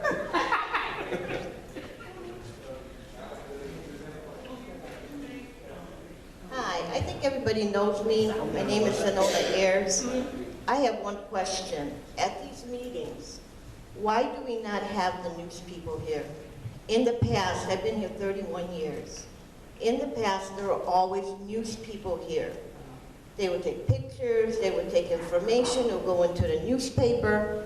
What happened? When did that change, and why don't we have that? The news people, that's Northwest Indiana Times, stated that there's not enough subscriptions in Sauk Village for them to cover Sauk Village. So we can't get channel 7, 5, 2? Or you can get 2, 5. They've always been out here. Well, you mean, they were out here for the school? They're going to be out soon. They were out here for the school. Everybody loves negativity. It sells. So yes, if you have something that's really going to be, questionable, they'll be out here. But Northwest Indiana Times doesn't come out. Right. Because they said that the subscription rate here in Sauk Village is not conducive to them coming out. In other words, we don't buy enough papers. That's basically what they're saying. But believe me, if there's something that's going to be announced, something's going to happen, you better be for sure they're going to be right out here. The other thing I want to say is my husband, about 3 years ago, he's right next to me. Yeah. He was really sick. He just came from Ingalls. He didn't recover from it. So they took him in. The paramedics were there immediately. The police were there. If it wasn't for them, the 52 minutes that Kim had to wait, he would be dead. Blood pressure shot up. He's on oxygen. doesn't recover well in the hospital. Now, he's gonna lay there for 52 minutes? My fear is, if I call, get what they have, he's gone. Who's accountable for that? I'm terrified right now, what I've heard. Something like that, if that happens, you just go to, your lawyer would just go down the line. I know that, and I hate to say that, but your lawyer would go down the line, and it's unfortunate, but that's what I'm saying. You cannot let something like that sweep under the rug. You have to get an answer. There's too many people, there's too many incidents that are going on in this village directly related to the dispatch. And if it wasn't for the dispatchers, he wouldn't be sitting here. I just want to tell you this, that one of the fires that was toned out at the fire station. They don't tone the fires out, dispatch is supposed to. But they kept linking up to the police band and not the fire station band. And that fire that's right here, that was right next to Wise Guys and the old keg and everything, like I said, it was 10 minutes before they even got to tone. So by the time they got there and everything was probably 15, 20 minutes into it. We were fortunate that nobody was in there. That'd have been a house on where the townhouses are on Peterson and such. It'd have been gone. Along with You know, lives. so Can I really need to comment on that? You know, those, Judy ain't got a question yet.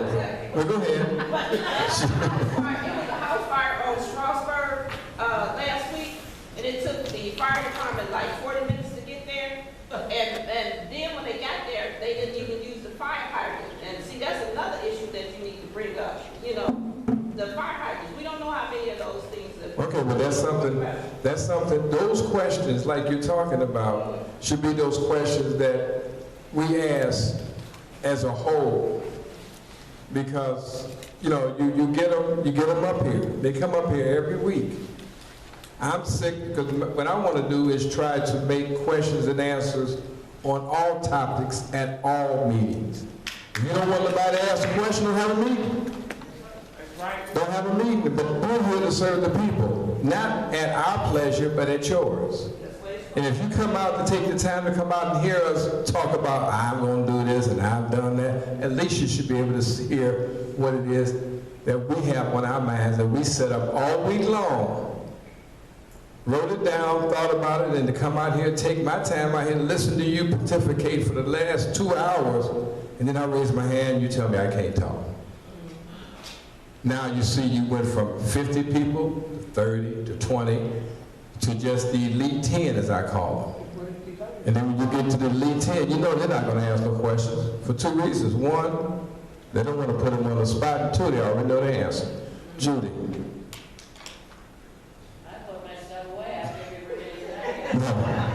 I'm not that way. We're gonna make you had your hand up. We're gonna honor every person that's willing to stay here. We're gonna honor every question. That's what this is all about. I got a lot to say, and it's not questions. Okay. First of all, not too long ago at a board meeting, there were only like 3 of us that got up and asked questions. And it wasn't a comfortable board meeting for the mayor, but we didn't want it to be. He said he would answer the questions at the end. The end of the meeting came and he leaned over to the attorney and said, there are 10,500 people in this town. Only a few ask questions, so we're going to defer the questions. Motion to adjourn. Boom, we were adjourned and we didn't get to answer any questions or get any answers. I'm sorry, but the word insignificant is not a good word with me. There is not one human being in this town that is insignificant. Amen. We all have a right to an answer. I don't care if you don't like it. I don't care if you don't know the answer. At least say, I'm not sure, I'll find out for you. But don't you dare indicate that because there's only 3 of us, that we're insignificant. He has thrown the gauntlet down. It's time for the people to take our town back.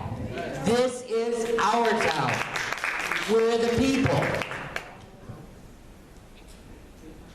As far as the dispatch service goes, and she's gone, but I want to tell you, the people over there that we're calling incompetent and what have you, it's because it's true, they're incompetent.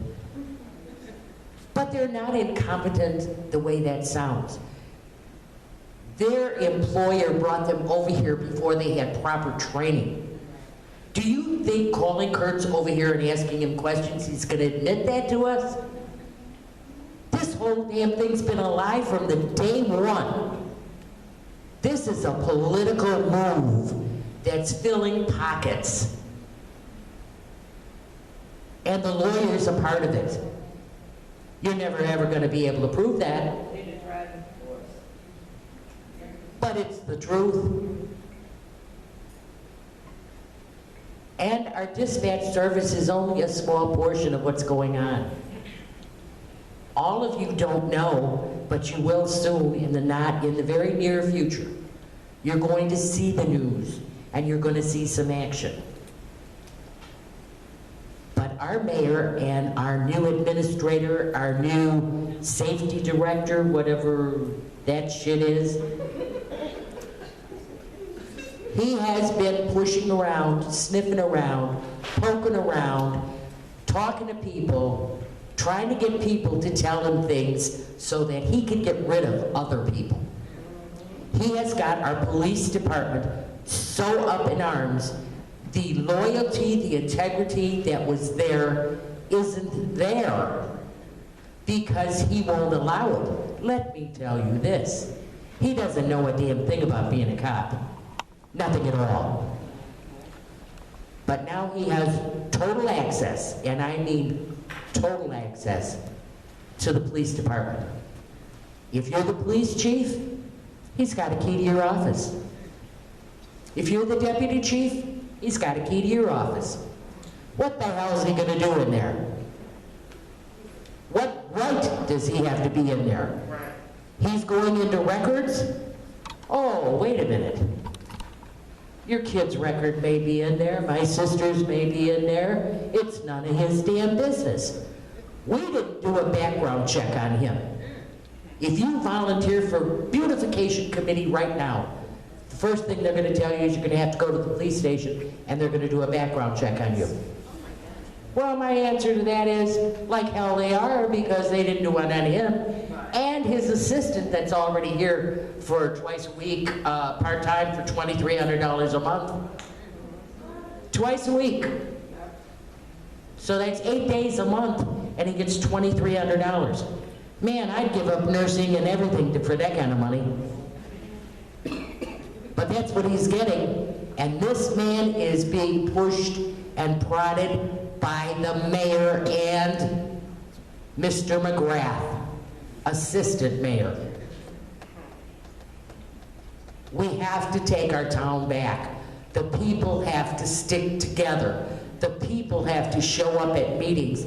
The people have to, I get up and I get angry and I say things and I know I make you mad. I don't give a damn. Answer my questions. Tell me. If I said something wrong, I'll apologize. But I sure as hell am not going to apologize when you won't answer my question.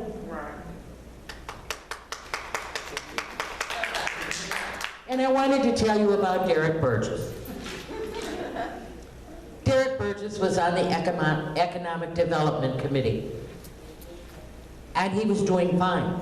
Matter of fact, all this piping that's going through this pipeline, he got that started. He worked on that. But David's patting himself on the back.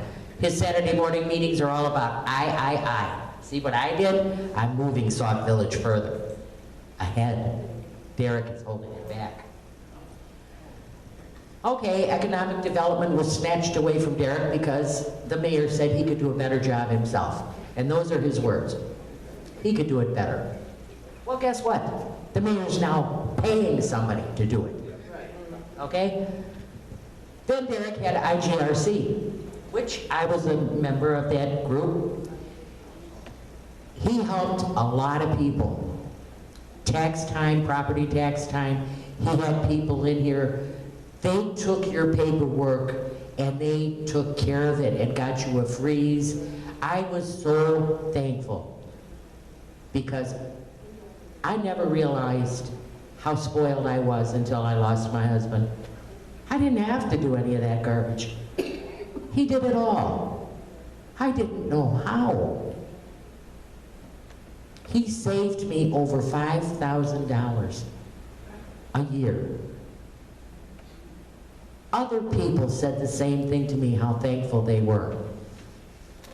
Other things happened. People, their bills, whatever. People were in here. We had county people in here, and they did paperwork and helped people out. He was doing something.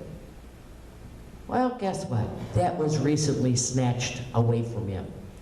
And I predict, Mr. Burgess, Trustee Burgess, that the next thing he's going to try to snatch from you is town hall meetings, because they're hurting him.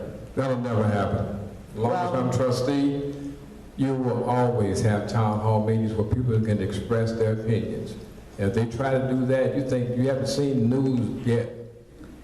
Okay, well, the news is I'm going to talking about you haven't seen newspapers yet or whatever. You'll have this place to be so packed, because we're tired of Hankism. And I have to tell you about the budget meeting Saturday. I was here. I had some questions, and believe me, I can't balance anything. I'm lucky I can hold myself up straight. But I had some questions on the budget. Mainly the $1.9 million in the budget for Mr. McGrath. There ain't no man worth that kind of money. I don't care what he does. He ain't worth that kind of money. But I was proud. I knew what was going to happen. I knew the bobbleheads were going to vote yes. I knew it. What happened was predictable. And the two ladies sitting behind me said, well, now we got two sets of bobbleheads. We got Hanks's bobbleheads and we got Burgess' bobbleheads. And I turned around and looked at him and said, well, at least you're admitting to the fact that those idiots up there are bobbleheads. As far as the two guys go, let me tell you how proud I am of them. Derek Burgess asked the mayor if those two trustees could go to a closed session where they were discussing the budget and different things. And he said no. Now these are already elected officials. They're not sworn in yet, but they're elected. Nothing you can do about that. Can't fire them. Can't kick them out. So they're in. But he said no. Well then, being the ignorant person that I am, I was sitting right over there, I stood up and wanted to know why is that man going in the back? This was the middle of April, and the man didn't come on our payroll until May 1st. So he took Mr. Fairman in the back to hear all of our private business, but wouldn't let two trustees. That ticked me off.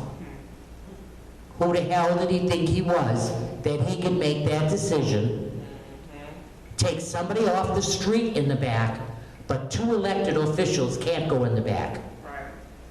So when they started asking questions, and not only asking questions, but making suggestions for the budget, he didn't want to hear it. He was bored to death. You had trustees reading the newspaper. You had them playing around on their cell phones. They were bored out of their minds. And finally, one of the bobbleheads decided, I've been here long enough.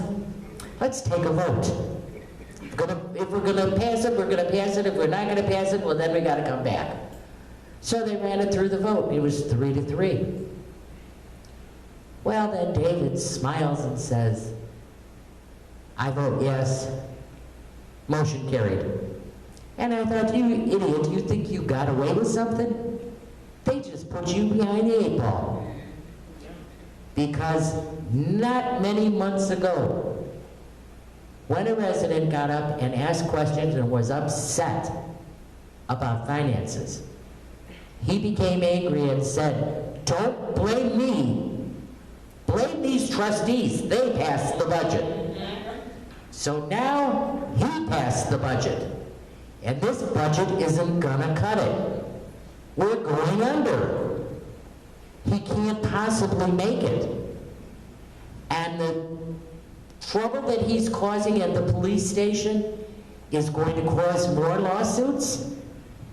And by God, I don't blame one of them if they take it to attorneys and get lawsuits going, because they don't deserve to be treated the way they're treated.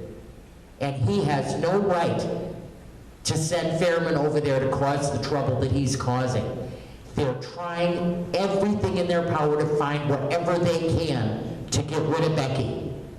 And we need to fight for them.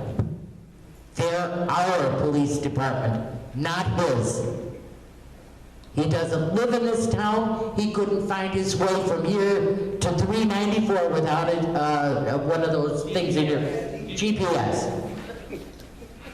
He's lucky he can find his way from here over to the police station. He got an assistant so he could read the GPS for him. We really have a major problem in this town, and the people have to stand up and be united and say, we've had enough. You're spending our money. I can't tell you how many times I went to Mr. Mohan and I said, Mr. Mohan, the board just voted to transfer $300,000 out of the water fund into the general fund. Then they went into closed session. So I talked to Mr. Mohan and I said, you know what, here's this accounts payable.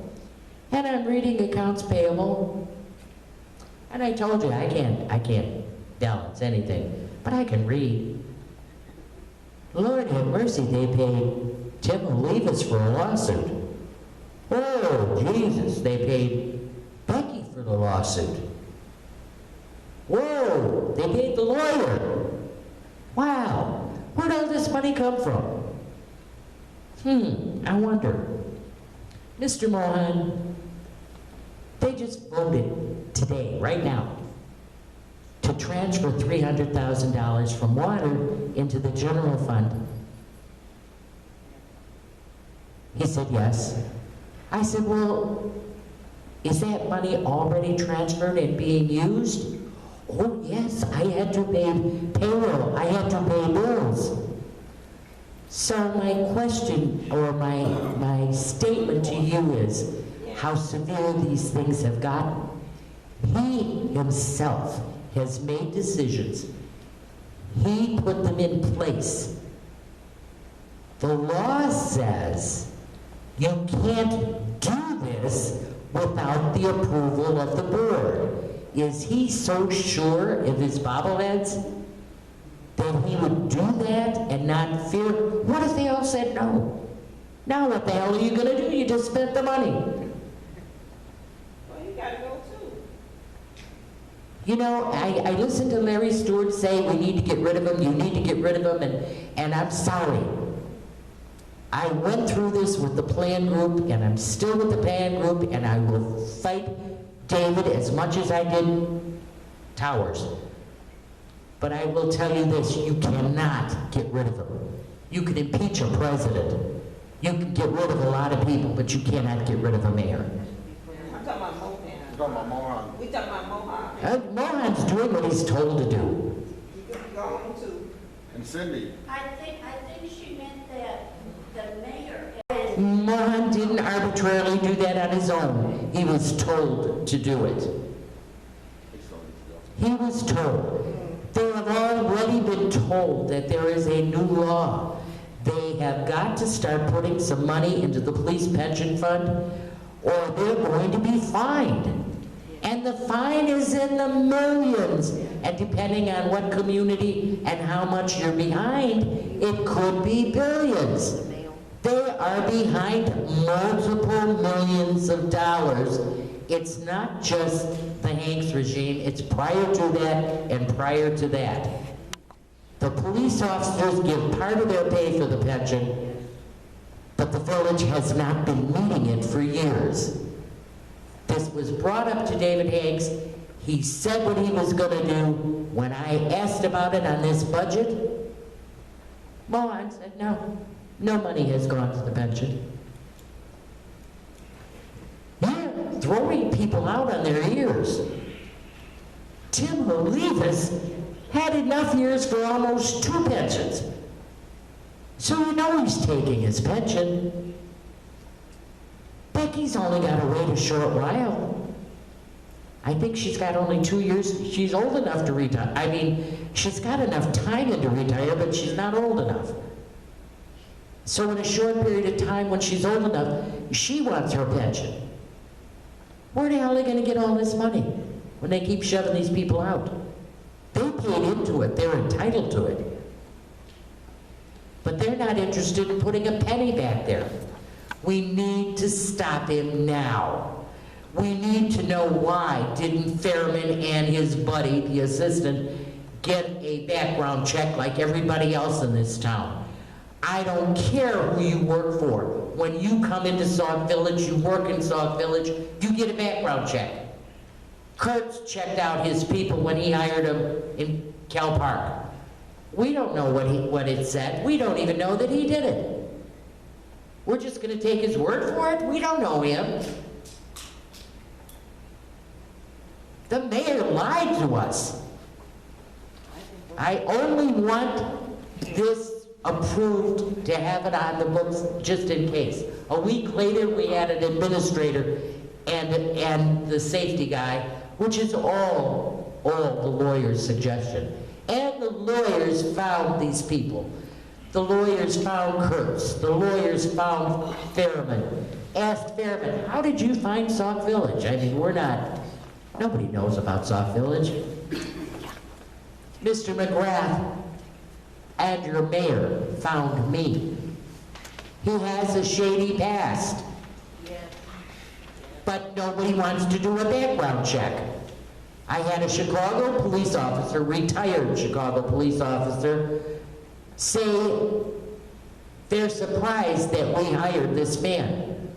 He's got a checkered past. But we're not doing a background check. Well, David may have the faith, but I sure as hell don't. There's something wrong in Denmark, and I want it checked out. And if you're not going to check it out, I'm contacting the state's attorney. I'm going to play the game like I did with Towers. We're going to make a move on Sauk Village. The people have to move. We have to demand our town back. It is not David Hanks' town. He hasn't been here that long because his family never paid taxes to Sauk Village until a few years back. They were proud to say they're Cook County territory, even though they were surrounded by Sauk Village. He does not, his kids never went, he never went to the schools here. None of his kids went to school here. They were never, David Hanks never played baseball or did anything with community stuff. Neither did his kids.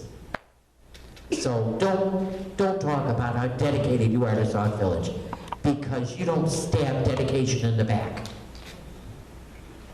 And I'm sorry, I'm tired. I'm really tired of seeing this town crumble. I'm tired of seeing good people like Kim Clark. She worked. She put her time in. I'm going to tell you what I probably shouldn't tell you, but it really made me mad. When she asked about her insurance, now Kim has been off work for maybe a year, not quite a year. Now this is what I was told.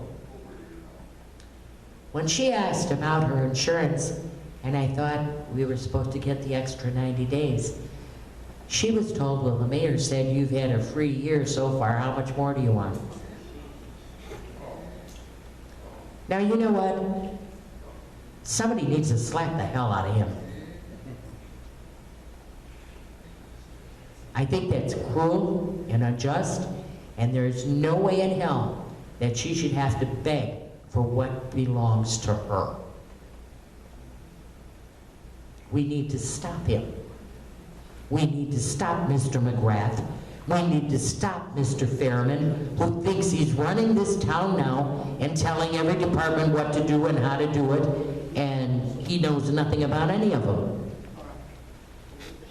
And now that I've taken all your time, anybody else got anything to say? I have a question. Thank you, Judy. I have a question. Yes. You said you're gonna go through the state's attorney.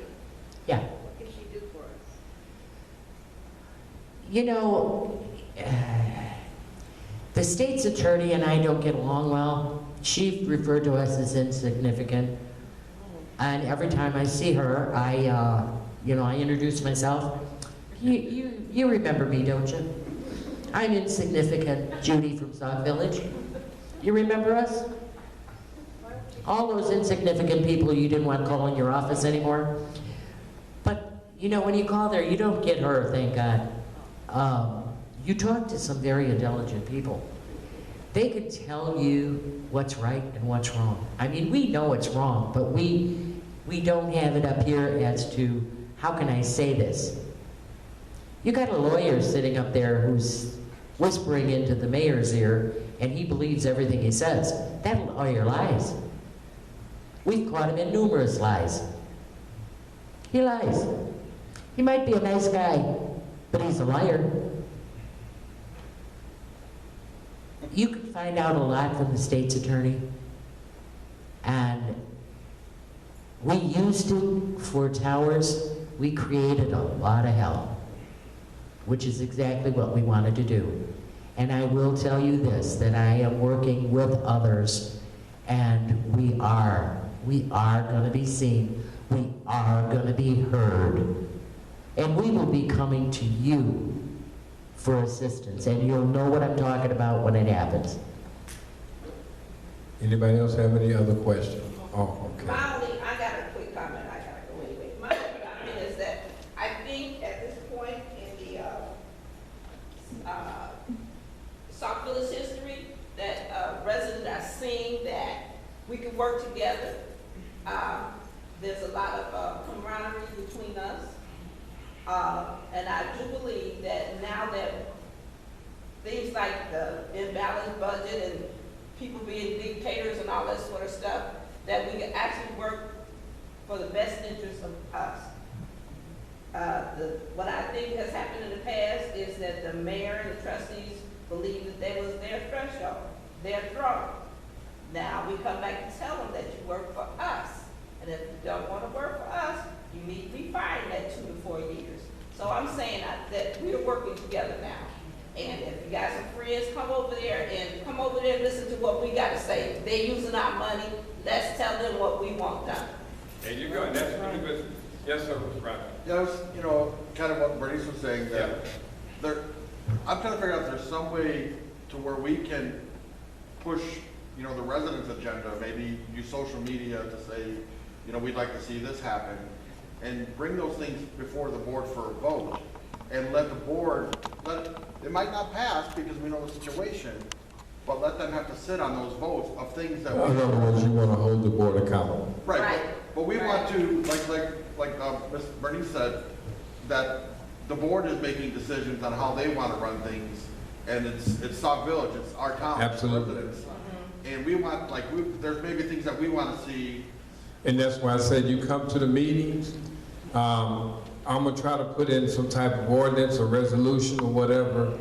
I'm going to ask the lawyers to draft it, that all meetings have questions and answers irregardless of the subject matter. If you feel you can't sit, you sit there and let us pontificate for the last 2 hours telling you about this particular thing, telling you about what I've done, I this, I that. When it comes time for the residents, you give them 2 minutes, or you tell them they can't ask this question because of, we're not sitting here to hear your rah, rah, rah club.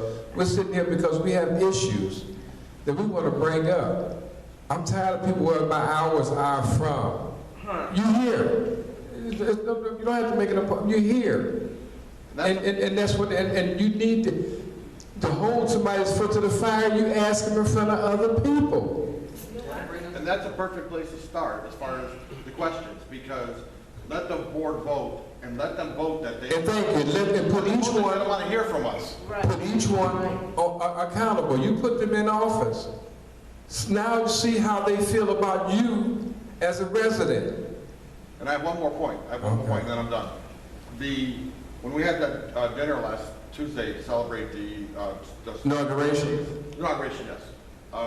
I happened to be standing in the food line behind 2 gentlemen, and one of them was on the, what do you call it, the Human Relations, the Public Relations Committee. Okay. And the one gentleman made the comment to the other gentleman, the one guy on the Human Relations Committee said to the other gentleman that these people, meaning yourself and the other 2 like newly elected trustees, weren't going to be able to get anything done because he knew what went on behind the scenes that you guys don't know about, and the rest of us residents.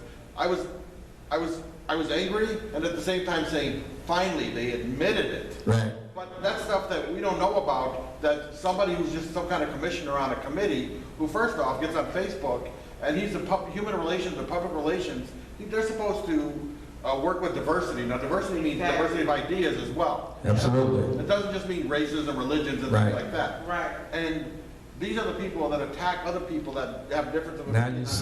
Now you see where we go. They should be explained, instead of attacking the people that disagree with the mayor, they should be explaining, oh, maybe you don't understand the mayor's policy. Here's what it is. Maybe we'll disagree with it, but then we'll know what it is. We don't even know what they are. Absolutely. Absolutely. But that's what it is. Yeah. Ms. Clark. I just had an epiphany. Okay. All right. Look at Donald. Mr. McGrath was not at our meetings, but was contacted with questions. And what if Mr. Fairman was sitting up there for everyone to eyeball? Since the mayor wants everyone to contact Mr. Fairman with all their questions. That's why I said you bring everything up. Let's get the lawyer the hell out of here. Excuse me, the heck out of here. Take the budget out too. Mr. Fairman. Mr. Fairman get the And that's something that I talked about. Because you hired years ago we had, I don't know if you guys remember Dick Dietrich. Used to be our village manager years ago. Yeah. We only had, at that time, only time you saw the lawyers is if something came up that was pertinent. But most times, Dick Dietrich was there and answered most questions, or he would get answers for the board if there was a problem. He's a lot cheaper than what our lawyers are. Now, we should only have lawyers here if we really need to have them. But for them to sit there and no report or whatever, or to be David's backup, we can't afford that. Because when they come out, it's 4-hour minimum. If the board lasts 2 hours, if the board lasts 1 hour, it's a 4-hour minimum. Believe me, I saw the sheets. Well, a citizen would like you to maybe bring that up. Oh, these are some of the, I'm sure you guys didn't put us in there to do business as usual. I'm sure you didn't, and I don't believe in business as usual. So, I'm glad that we were put in a position. Now it's up to us to earn your vote that you did for us. Who is, okay. I wanted to comment on a couple things. On the budget, I was saying how proud I was of the 2 new trustees. And they had no idea on this budget. And there were so many questions that they voted no. It changed 3 different times, and still it wasn't right. And when they voted no, I was extremely proud of them and hoping that David would grab his pants. Who? Right here? Come right here. Okay. I wanted, for those of you that are sitting there that don't know me, I'm Judy Cass. Oh, they know I've been who in you this are. town since 1964. Do they know who you are? Not everybody. I am the president of the P.L.A.N group, and Monday we had a meeting, and we invited another group to join us to talk about what's going on in this town. Solving citizen public awareness. You have to say. I can't remember all those words. Girl, I'm a senior citizen. Okay. All right, it is 9:30, 9:20. And So, what, are the cops gonna come if we don't get off? No, I promised people 8:30, but I appreciate everyone coming out. I just wanted to close and say, this month, for some reason, we didn't, maybe it could be inclement weather, but I think that and I appreciate you guys coming out expressing your thoughts, your opinions, and also seeing what we're trying to accomplish here in this village. I can only speak for one person, which is myself. After this is over with, you can't talk to the other trustee that's here, but I can guarantee you that there will be some changes for the better. I can guarantee you that the days will be open, even if we have to bring it out at an inopportune time. It's not going to be backdoor politics anymore. We're tired of that. And that's what you put us in office, to make sure that everybody knows. Now, I'm not going to say we're going to tell you things that are in litigation. You can't do that by law. But everything else, yes. This is your money, our money, my money. And I'm going to make sure that it's spent to the best of our ability. So all I ask you guys to do is come out and support. Come to the village hall meetings, come to the village meetings, ask your questions. Put them to the test. Because if the shoes were on the other foot, as we all know, happened 3 years ago, we had a line out the door.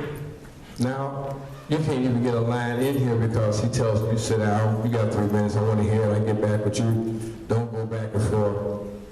I'm a grown person. I'm not a child. Don't tell me to sit down and be quiet because I have to ask a rebuttal question. That's what you're getting paid for. You should answer the question, but don't belittle me and don't treat me like I'm a stepchild.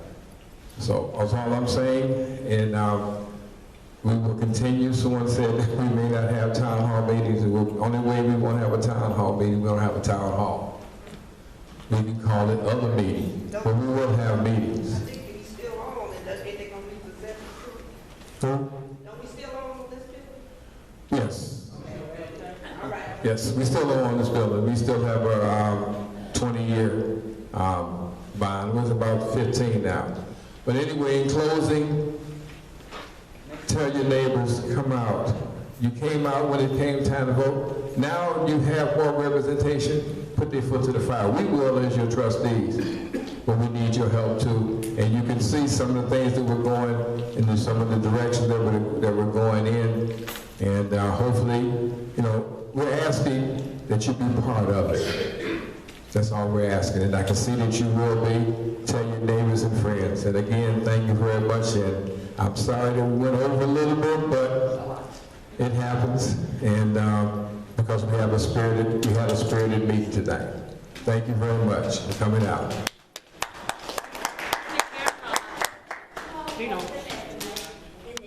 Oh, yeah.